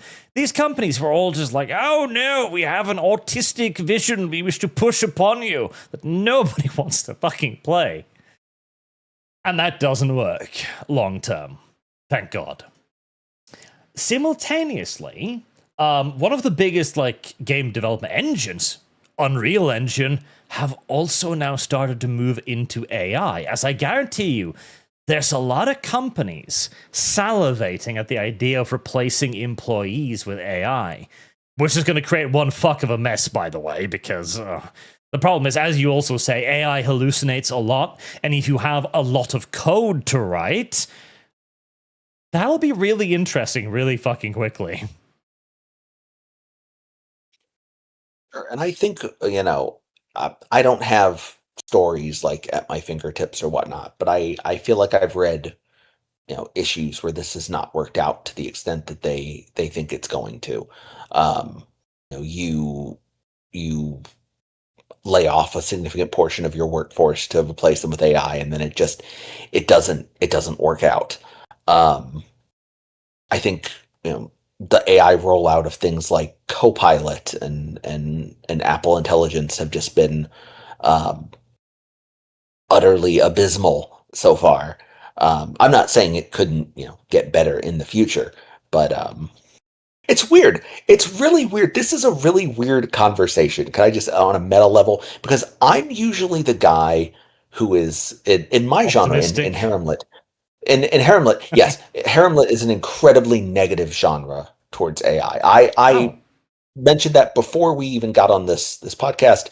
I was like, is it okay that the cover that I'm giving you for the thumbnail is AI generated? And you're like, yeah, that's fine. Usually that's a tremendous I'm half a fucking heretic for using AI generated covers. So it's very strange to be on the opposite foot that I usually am. You've got me on these are muscles I don't normally exercise, because I'm usually the person who's like, no, this has legitimate uses. It's just being used by the worst possible fucking people to do, awful things. And there, of course, also again, it comes the usage cases. So what you have is a potential way to abuse things very easily. So, if you have a guy who's thinking, I want to earn money from writing books. However, if I spend a week writing a book, just to take a very low number, right? I spend 6 hours a week writing a book. Then I've spent 40 hours on that book. To justify that investment, I need to earn so and so many dollars per hour, right? Basic economics. And he releases the book, and, it gets 6-7 sales, because you're competing with another 5,000 people who are also thinking the same thing. And so that guy thinks to himself, well, if I'm going to get 5 sales spending 40 hours, what if I spend 1 day on a book and I produce 7 books in a week instead, each one getting 5 sales? And for him, I follow you. That makes economic sense. But for everybody else and the wider market, that's kind of a disaster, because now you're going to put out 7 books that are, and the AI does this a lot, where it recycles things a lot, will be the 7 very similar books. This is true. First of all, side note, this is not a profession for people who understand basic economics. Uh, you have to be an insane, stubborn bastard to be a lifer in self-publishing. Um, You don't the do this for success. you don't There's, know there's your problem. You expected to do earn this money. because you can't do anything else. It's the only thing I know how to do. No, I mean it more or less is. What God, I lost my point. I was going to say something very witty and clever about Very AI poignant. generated novels. Yes, okay, no, I got it. Those people who are doing the things that you're saying are, in essence, I'm not trying to be mean to them. They're scammers, and there have always been scammers. There were scammers when I first started in 2014. There were people who went. I'm sure you're aware. Probably a significant portion of your fan base is aware of a website called Literotica that's full of free, oftentimes, you get what you pay for, quality erotica. And there were people who would take 20, 30 stories from there and would bundle them up and put them on Amazon. And they would get away with it for a while, and they would get, some sales, they'd get some reviews, some bad reviews, and eventually it would catch up to them and they'd get banned. There was a huge thing a few years ago. People were stealing content from Royal Road, from the big, I'm not sure if you're aware of Royal Road. It's Dungeon Crawler Carl was originally published on Royal Road. It's a website for Litrpgs and things of that nature. People were stealing from Royal Road. They were putting them out there with a few names and the serial numbers filed off, and it caught up with them. Now people are telling the LLM to generate them a book and chucking it up there with a generated cover, and they're doing the same thing. And in all of these examples that I've listed, the thing that connects all of them is that the person that's doing them is fucking lazy. Scammers are fucking lazy. And that is the point that I really want to hammer home. That these people are not serious creators. They're not lifers. The instant that there is better money to be made somewhere else, they will be off making it for less effort.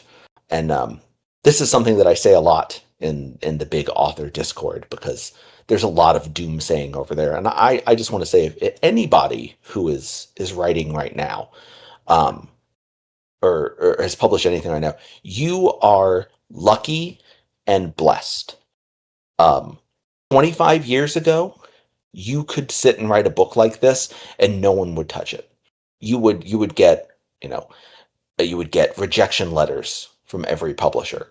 The fact that you live in this narrow band of time where you can write a book, you can put it on Kindle Direct Publishing, you can publish it, and you can make money writing exactly what the fuck it is that you want to write, is not something that has existed from the majority of human history.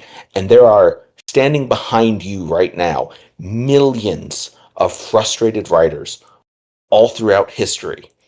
And if they would murder you to be in your shoes, and if they were in your shoes, they would not be bitching about AI books or about Amazon censorship or about any of that bullshit. They would be fucking writing. And that is what I do. I fucking write. Sorry.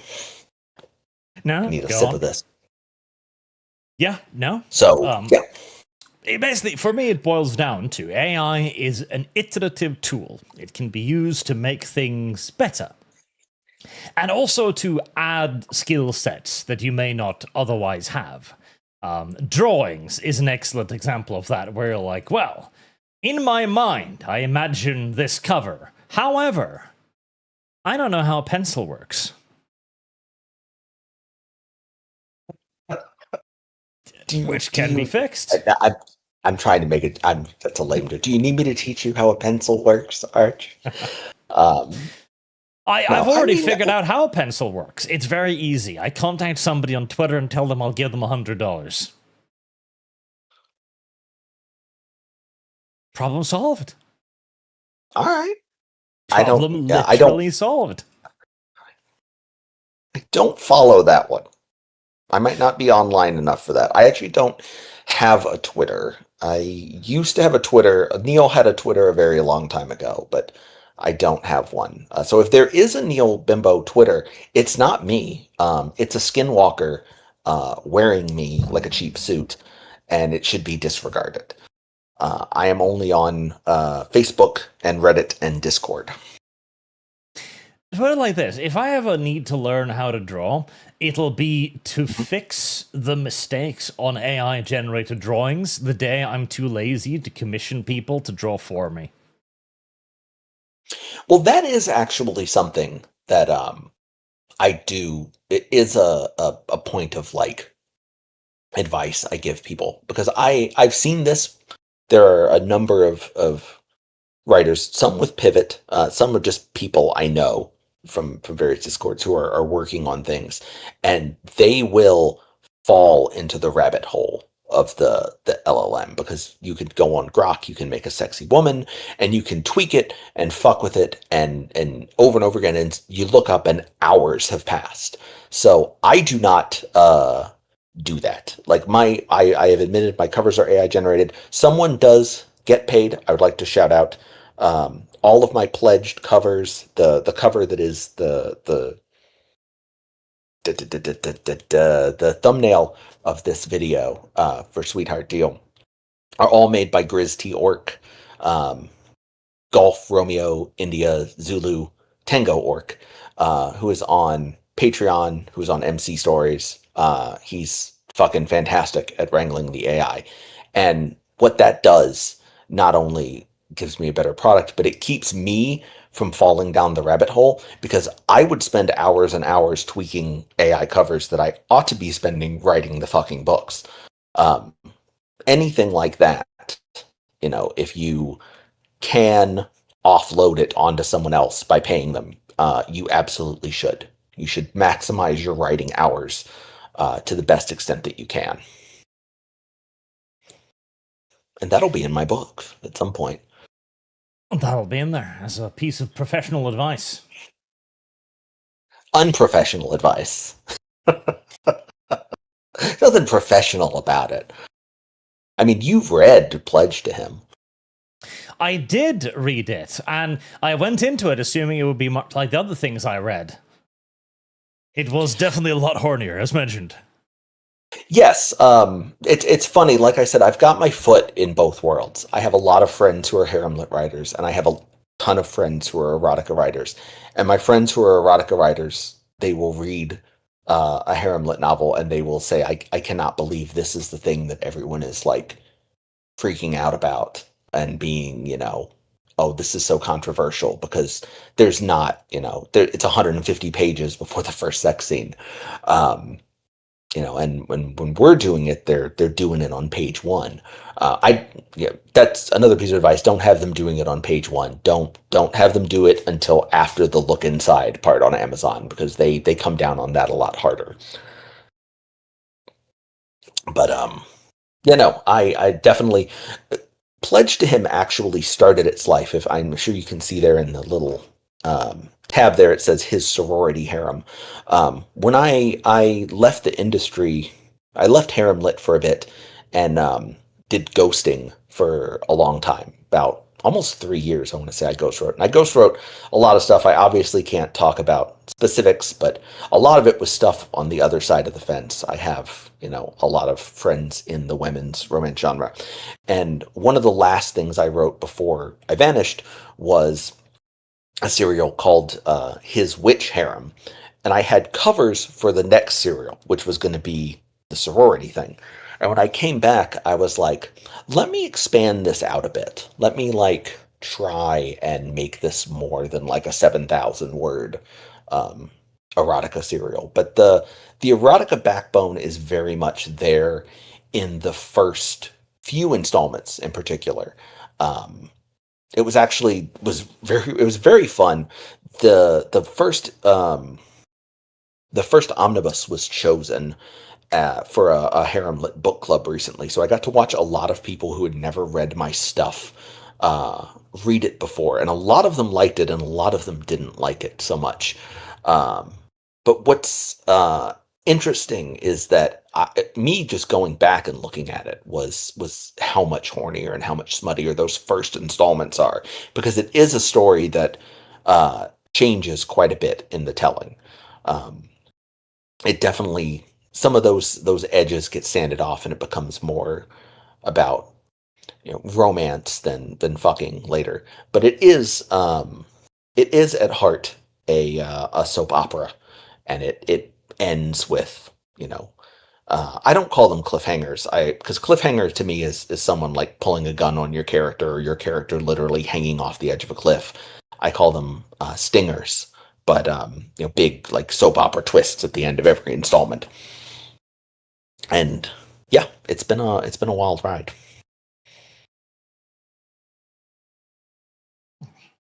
As has this most certainly been. So moving on to some of the super chats then. Before I start melting again. God, it is fucking hot. What is? I mean, you're Celsius, right?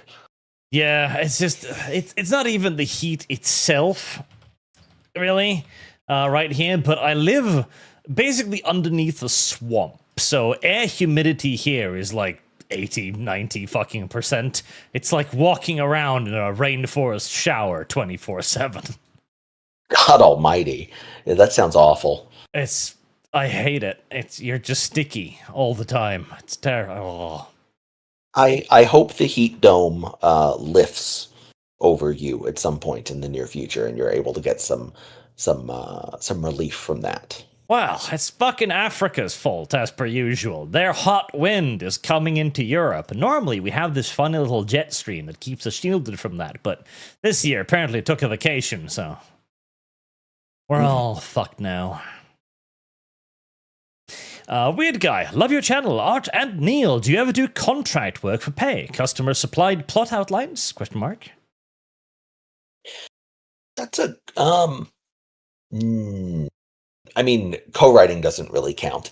No. I early in my career I did commissions where someone would give me an idea and money, and I would turn it into an erotica short.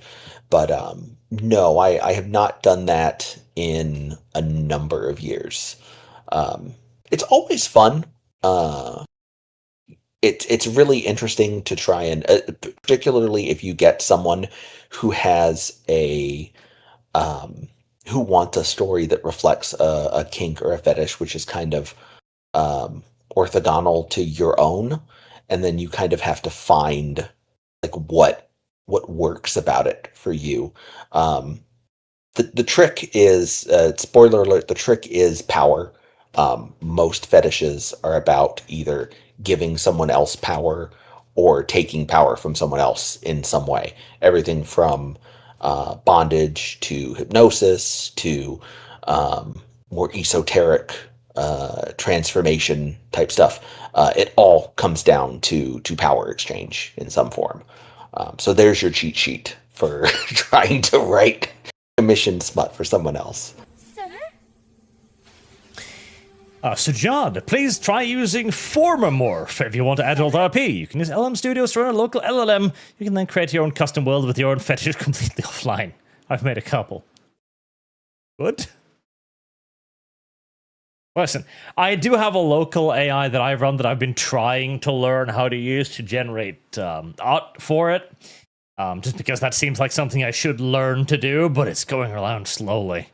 But once I've mastered that, then I'll start worrying about how to make my literature erotica, I guess.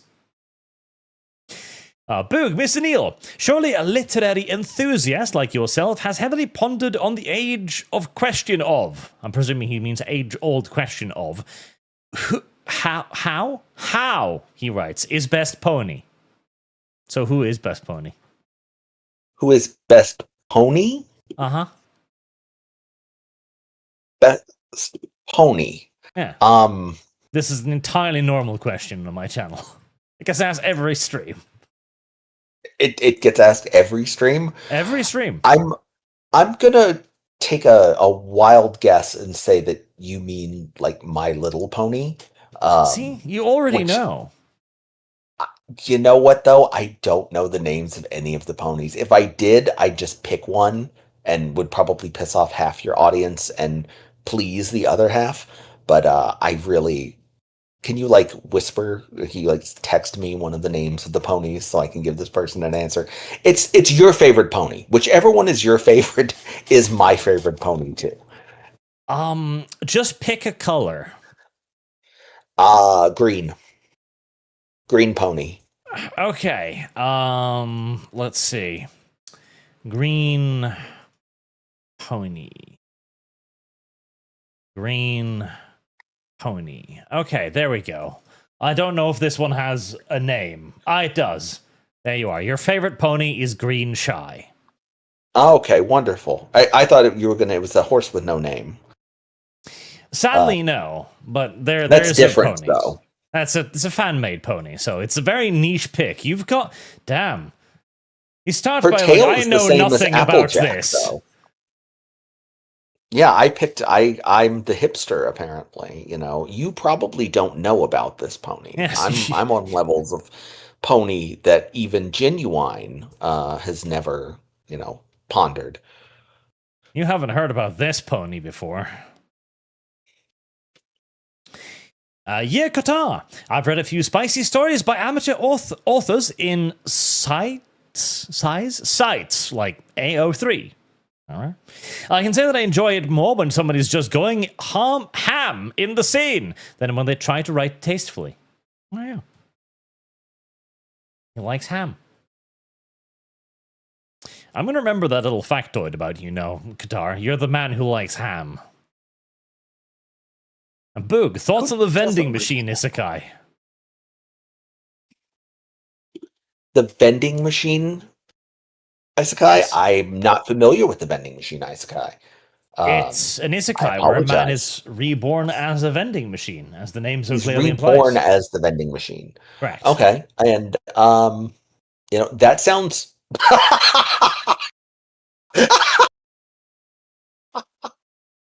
Oh, that's delightful. At least there's not panties in there. I bet it's extremely wholesome and nothing bad happens in it whatsoever. Close. It's got like 2 seasons, I think. I think it's been greenlighted for a 3rd.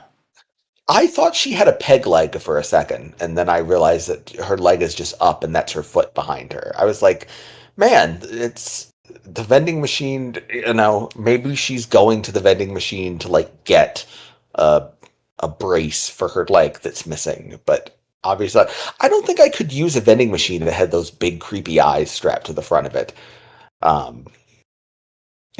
That would probably turn me off. I would not, even if I really, really needed like a bottle of water, I think I would probably pass that vending machine. And she's very strong, obviously, if she's lifting,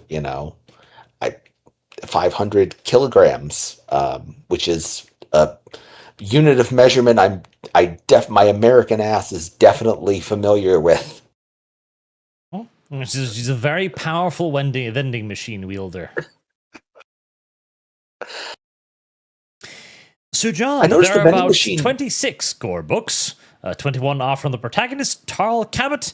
The rest are from the perspective of women. The writing is unimaginably bad, but the stories and the setting are very interesting. I remember reading a parody ages ago called like House Plants of Gore or something like that, and it was from the perspective of like a plant that was like begging in like a very bondage slavery fashion to be watered or something like that. And that's probably my only real exposure to the Gore series. I can't help but notice that the Isekai Man was not reborn with like a card reader of any kind. Apparently you have to bring actual hard currency to the... Well, of course, they use gold coins in the Isekai world. Obviously. Not all the time. I mean, I think actually Dungeon Crawler Carl just uses... No, Dungeon Crawler Carl does use gold coins, actually. You're correct. See? That's one of the currencies. You are correct. I never explained Dungeon Crawler Carl to you, but from like just peeking at the chat, it seems like your chat like understands it more than you do. It's always gold coins. Regelius Robert Jordan wrote Rand's three love interests as a reflection of different aspects he saw and loved in his wife. I think just that fact disqualifies. That's totally fair.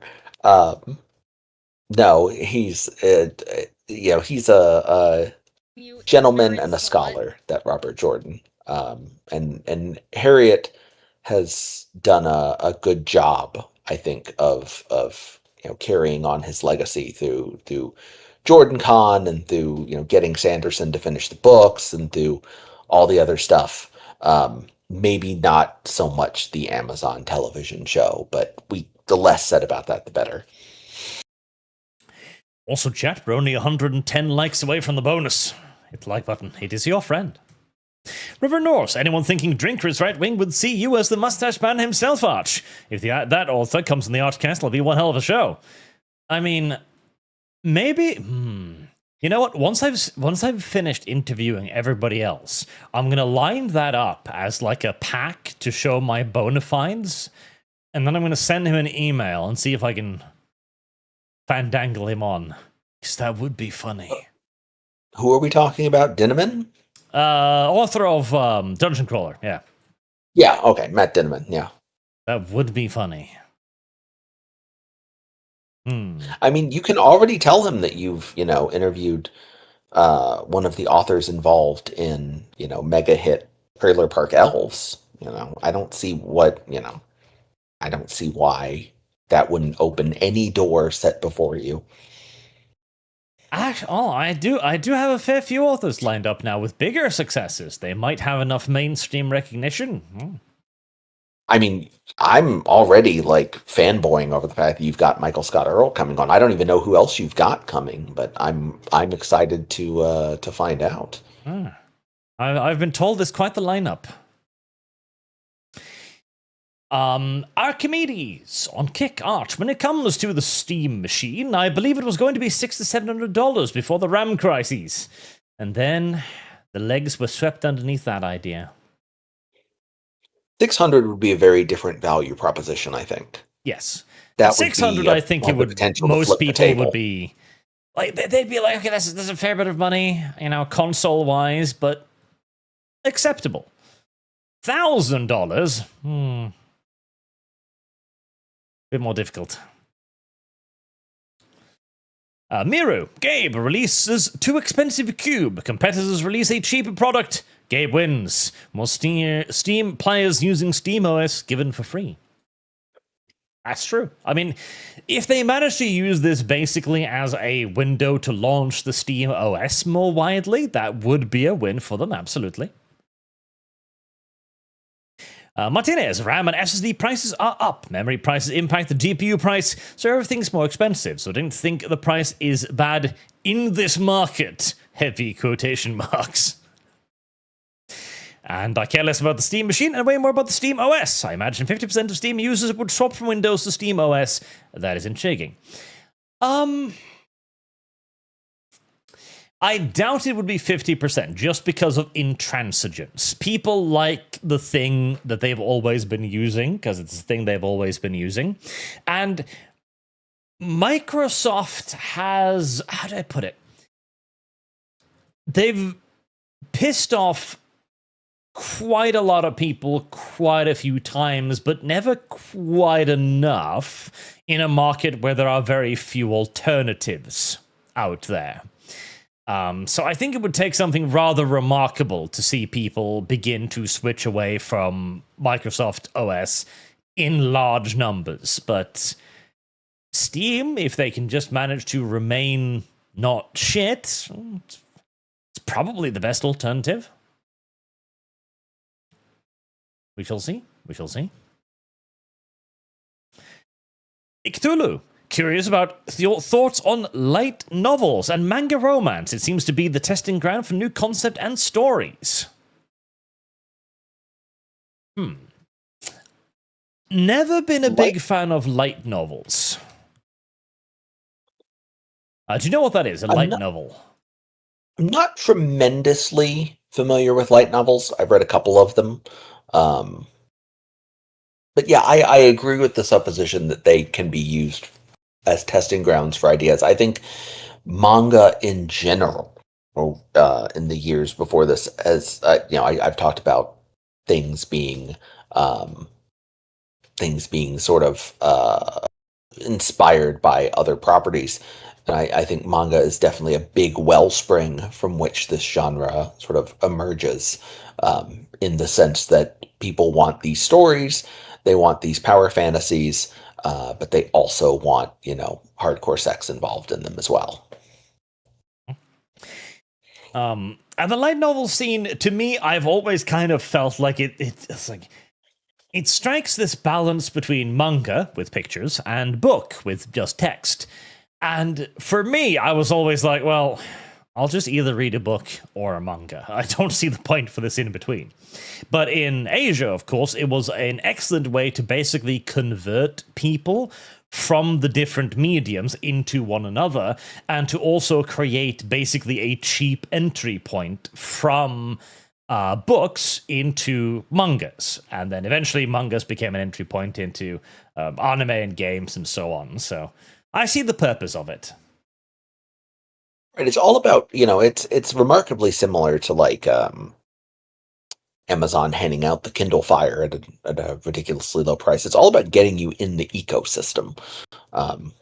That's really and that's what ties into what we're talking about with Microsoft and with people switching over to SteamOS. It is once you're in a general ecosystem, like once you're on Apple and you have an iPhone and a MacBook and all of your photos are in the cloud and are accessible from both of those things together, it's very difficult to both physically and psychologically to pack up and shift to a completely different ecosystem. So there is a lot of inherent resistance, I think, in people moving away from Windows, even as Windows becomes incredibly garbage.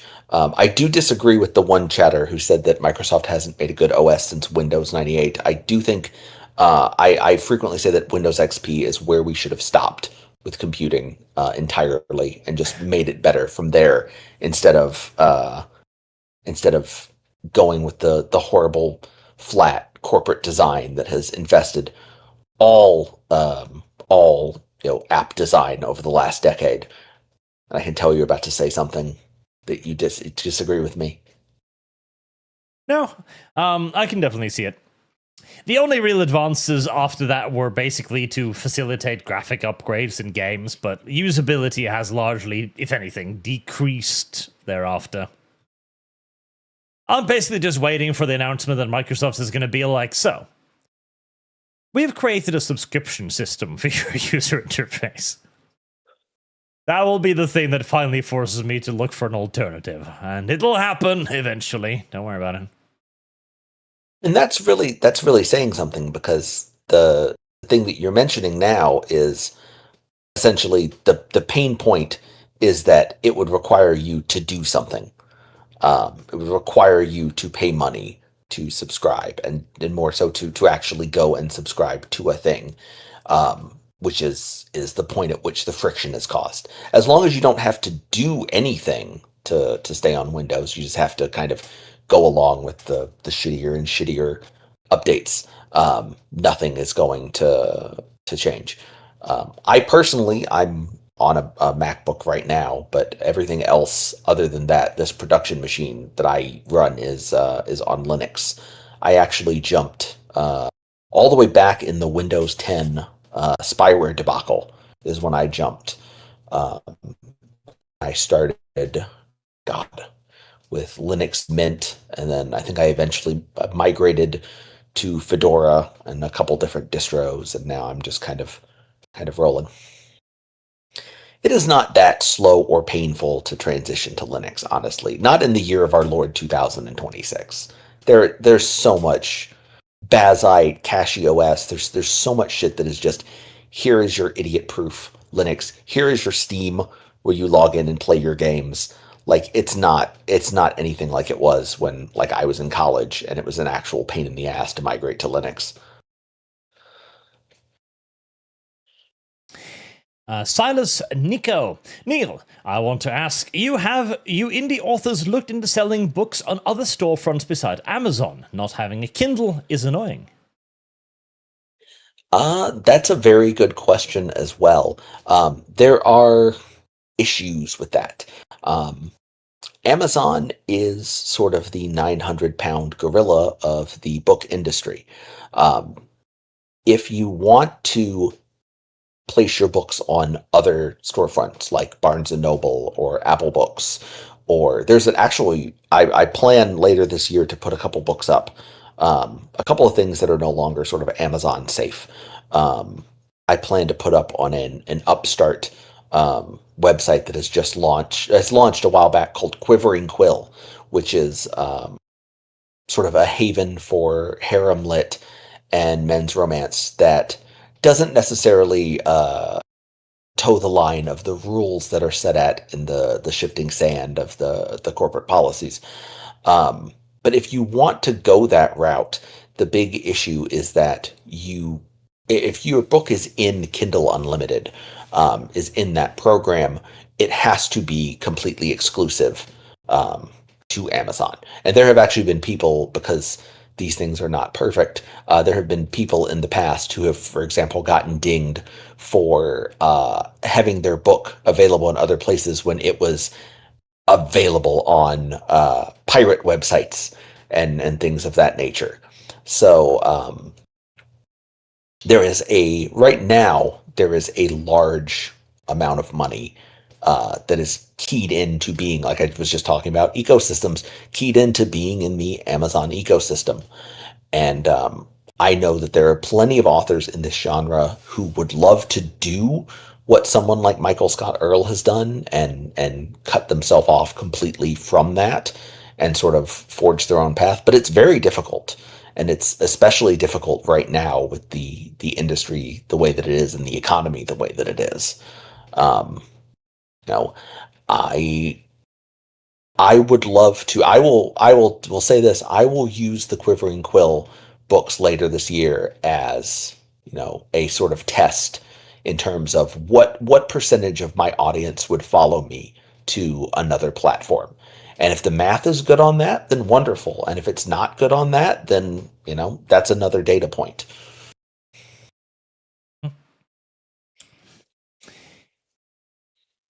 GPS. Hi, Neil. Aaron got me wanting to apply to Pivot. Don't want to sell to Amazon. 22 copies sold per month at $5 would be 10% of my meager income. Does any of that sound like a deal breaker? Screw YouTube. What was the full text of that? I apologize. I something about $5. Like, I'm more than happy to tell you how to set up with Pivot. I am, like I said, oh god, there we go. The computer went insane for a second. I am, director of romance development. We have a form on the website to submit to. We need some. It's all pretty self-explanatory. There's a little soapbox speech from me on there about what men's romance means to me and etc. You'll need to send in some. You will need to send in a couple of writing samples.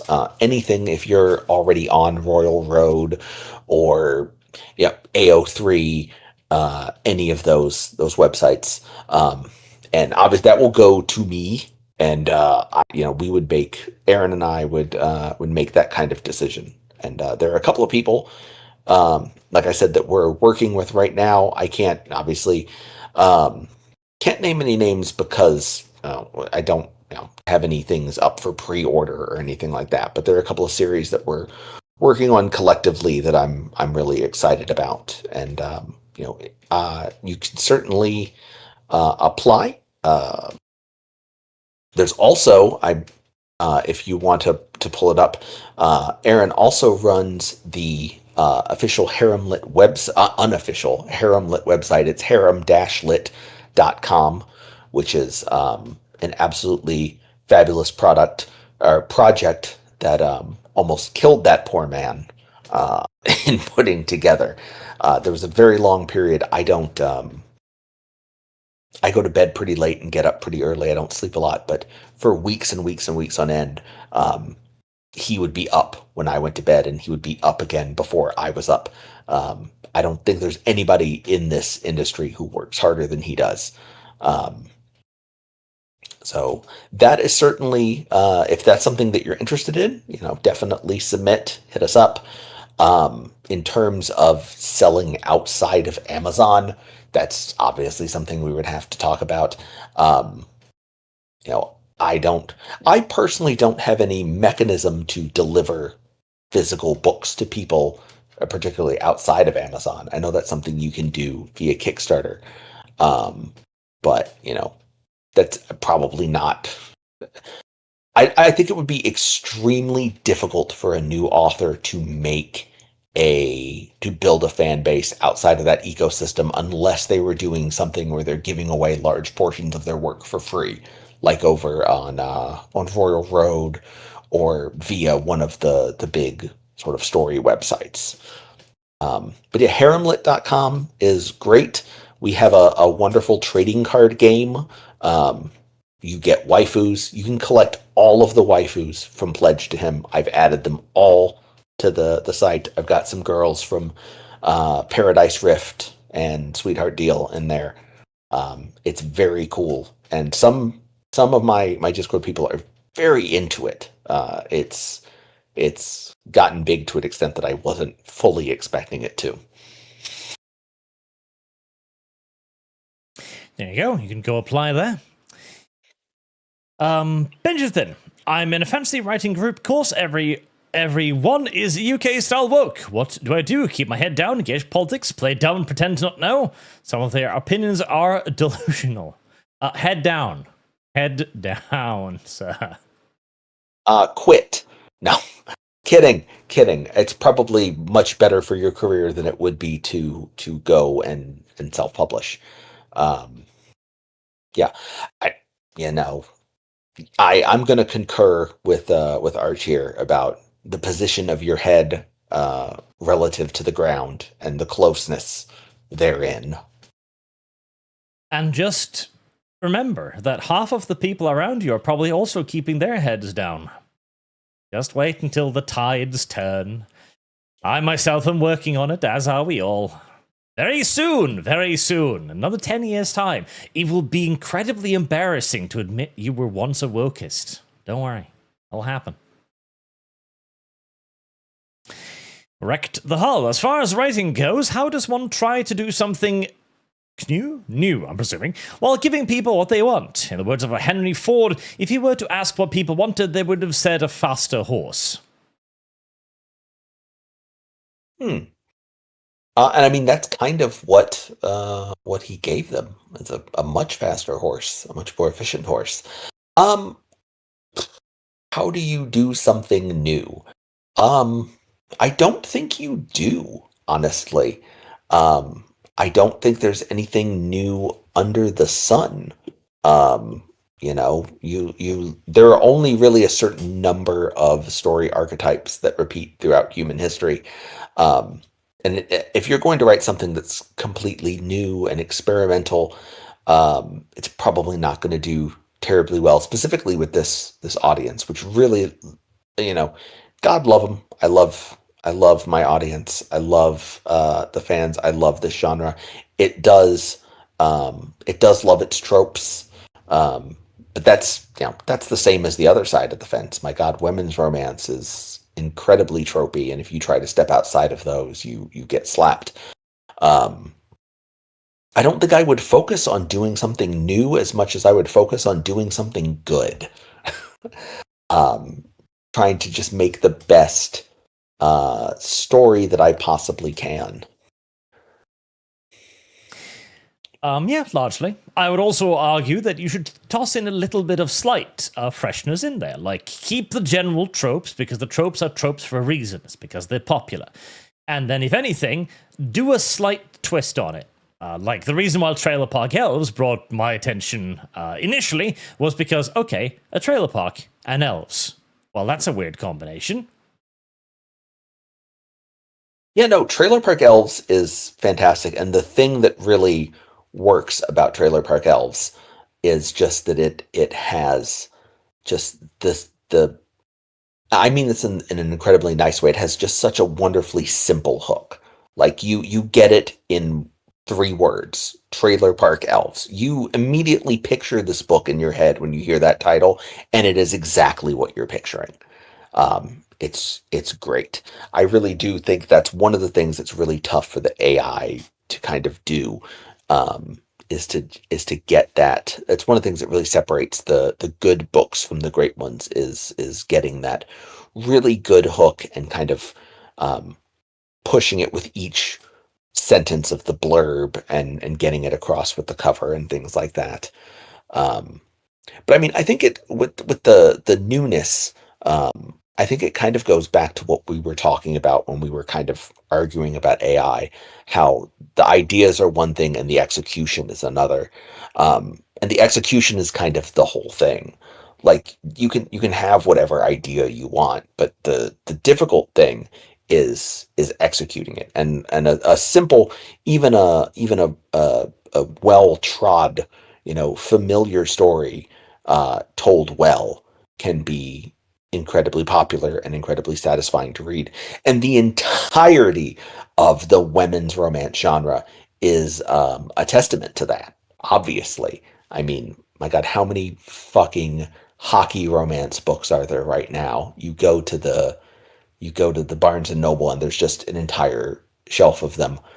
Um, don't get me started on Barnes and Noble. I detest how the fantasy and science fiction section is now like 30% just romance that has kind of grown inside of it like a tumor and forced out, the shelves of force them to shrink the shelves of like Frank Herbert and George R. R. Martin and etc.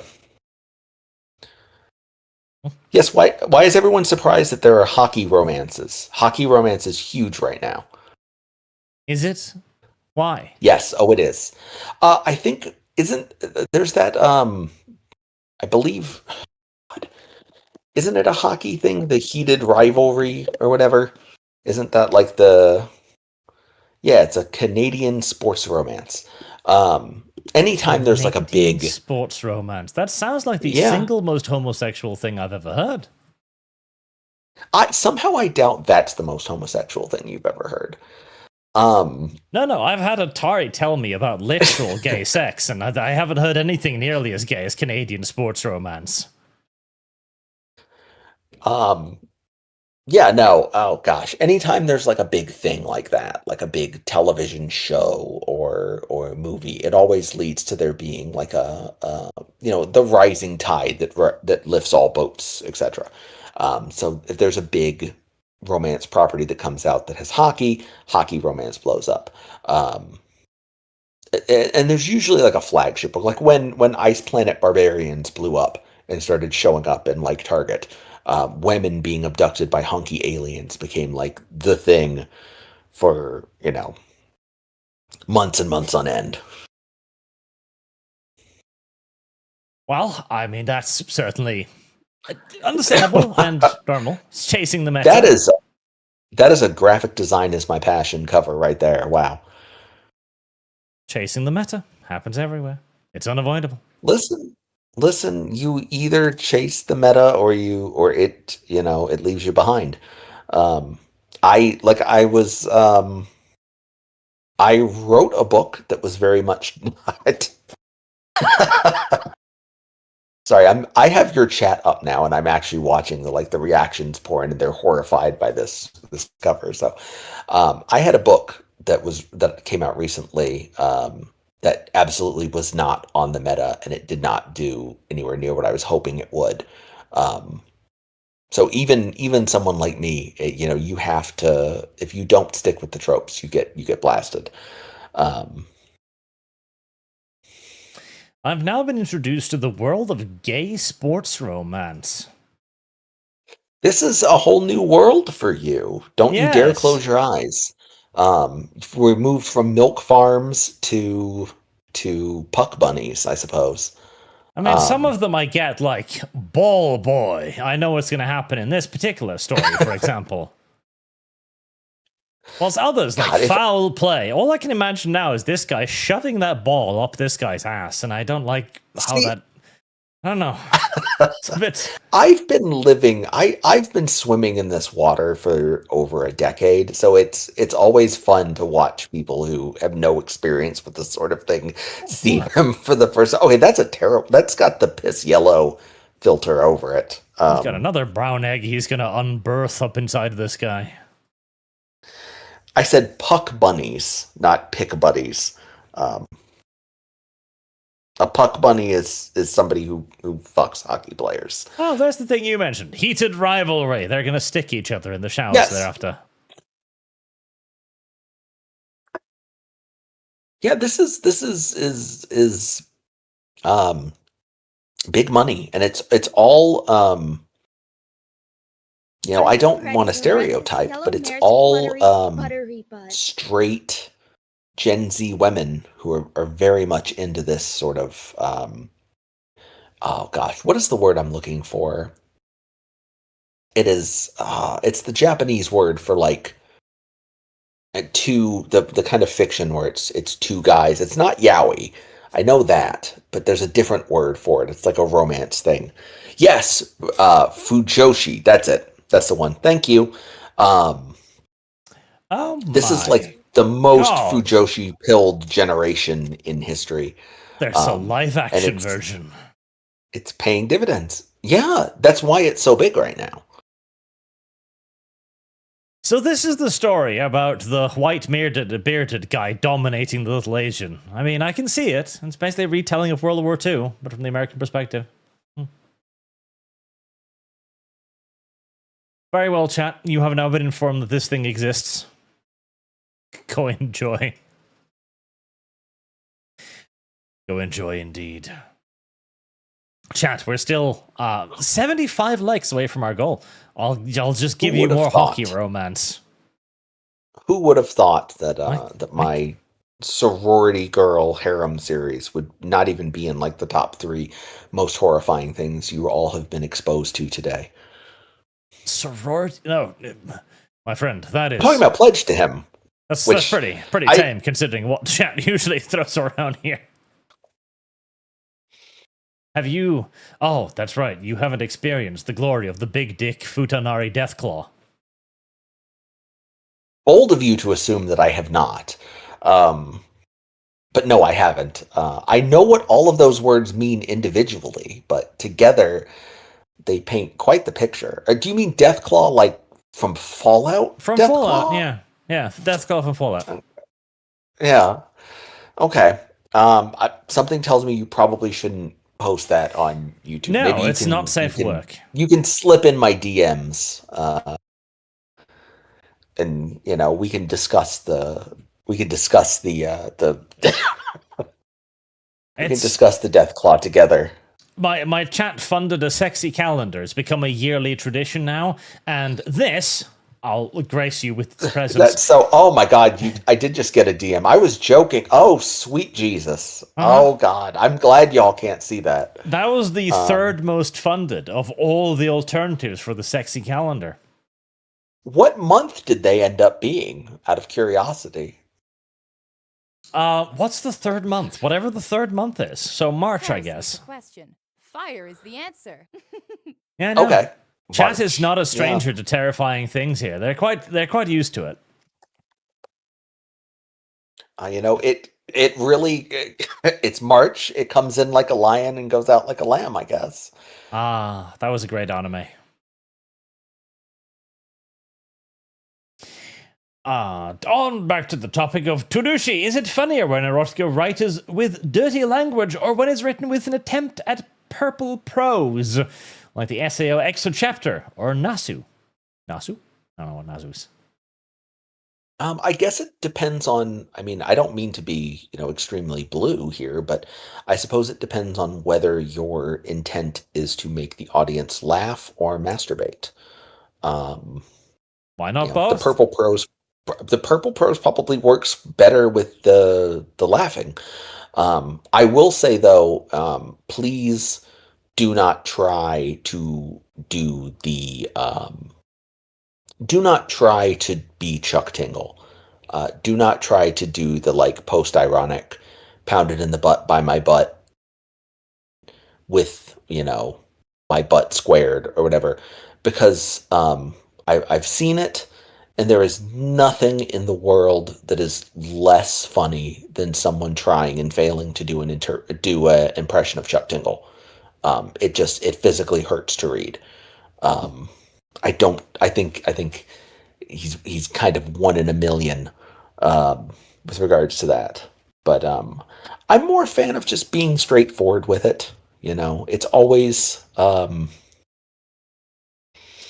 I do get in trouble sometimes. I've used a couple of 10-cent words in this podcast, and Aaron gets on me occasionally because I'll put something like palimpsest in one of the Hex Kittens books, and he'll be like, the reader is not going to know what the fuck that means, Neil.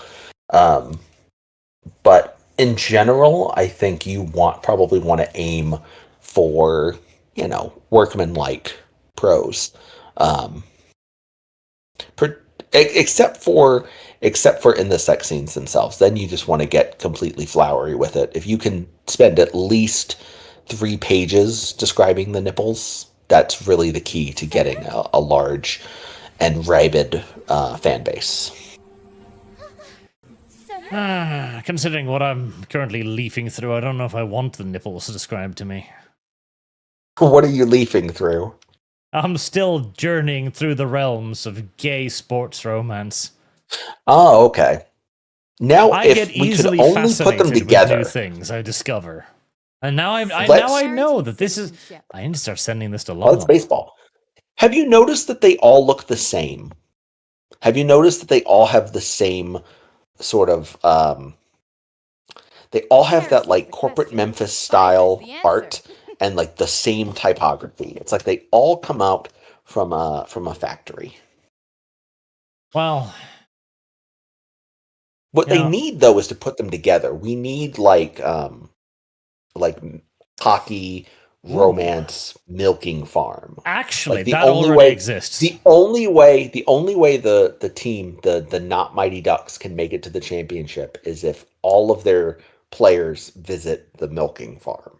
Literally. The Japanese have already made a manga about that.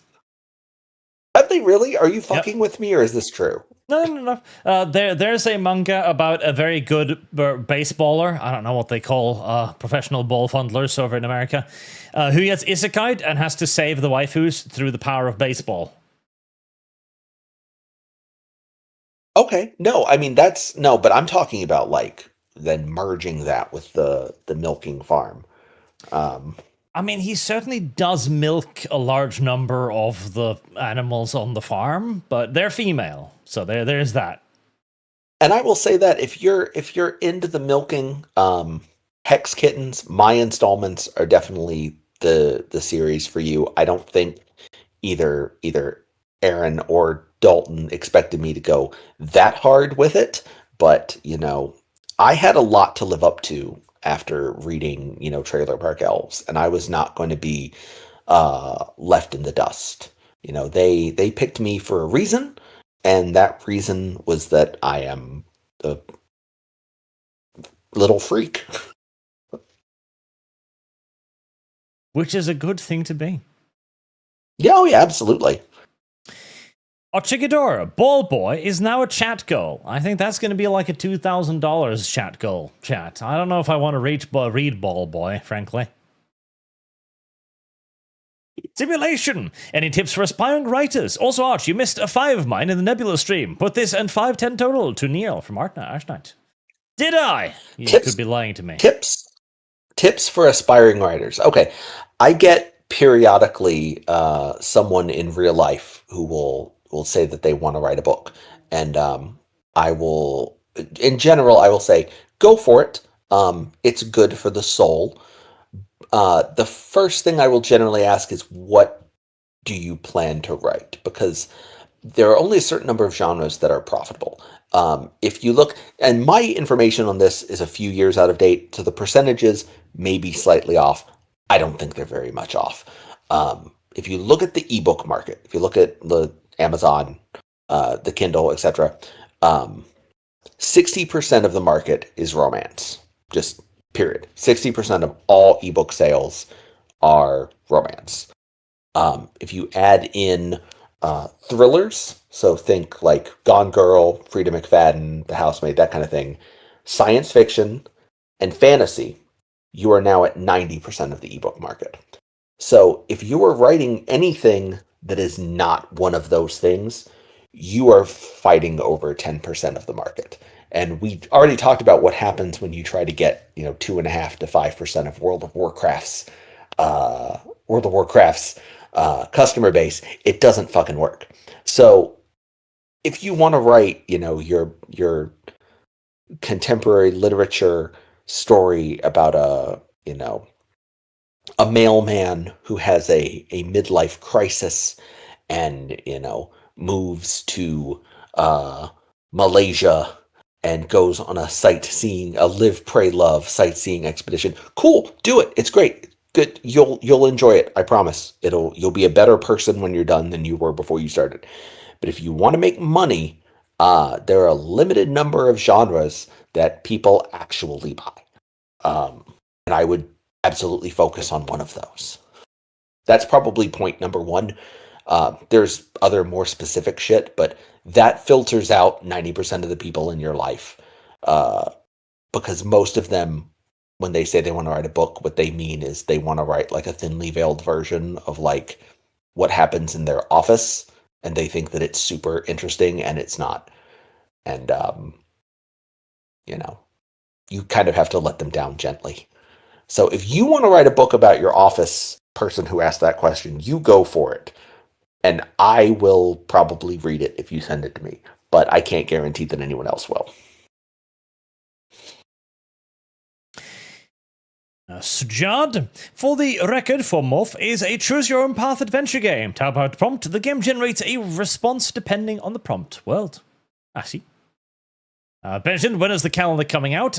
My hope is to basically have it out like February, so it can actually be used as a calendar. Maybe even early January if I can just get enough artist tard wrangles this time around. Because the problem last time was that I'd misunderstood. I figured I have a Polish author who I keep on a very short leash, basically a starvation diet, and so he has to work quickly or else he will die. Other artists don't do that, and so they work far more slowly than what I was hoping for. Particularly commissioning, it took a while to find an artist that was willing to draw a footer with a dick as large as the chat demanded. So, there's that. Don't worry though, this time, chat, I have people willing to draw your penises for you. Already secured. I'm honestly a little surprised you had to search for that. It was easier than finding the pony artist, as chat also wanted 3 ponies on the calendar. Oh, they weren't satisfied with just 1 pony. They needed 3. They needed 3. I see how it is.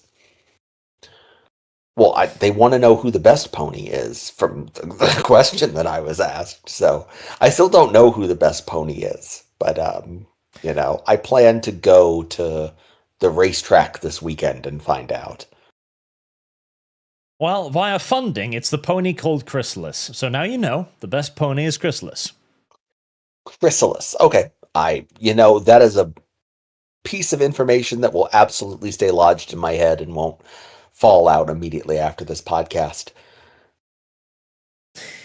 And GPS 231 says, in part, I said screw YouTube because of the character limit. I was well aware of the pivot website, just juggling this and that has been a hurdle. But thanks, Neil. Oh, you're so welcome. Right then, chat. That has been all of your super chats for today, so we can wrap up, and so I can go put my face in water for however long I can keep my breath, which will be a while, I imagine. So, thank you very much, Mr. Neil, for coming on today and talking with me. Absolutely. No, I've had a wonderful time. This has gone in so many directions. I could say it was far different than I expected, but I really enjoyed it. I had a great time. I'm looking forward to seeing your other guests. If you ever want to have like a panel of people in this genre, or if you want to do if you need the array, the matrix of writers to like a cage to trap Matt Dinneman inside of it, I will absolutely volunteer for that. I shall keep that in mind. And thank you, chat, for watching and for your generous donations, as always. Until probably Monday, or maybe even Tuesday, chat, depending on how lazy I am. Thank you very much for watching, and I will see you all again soon.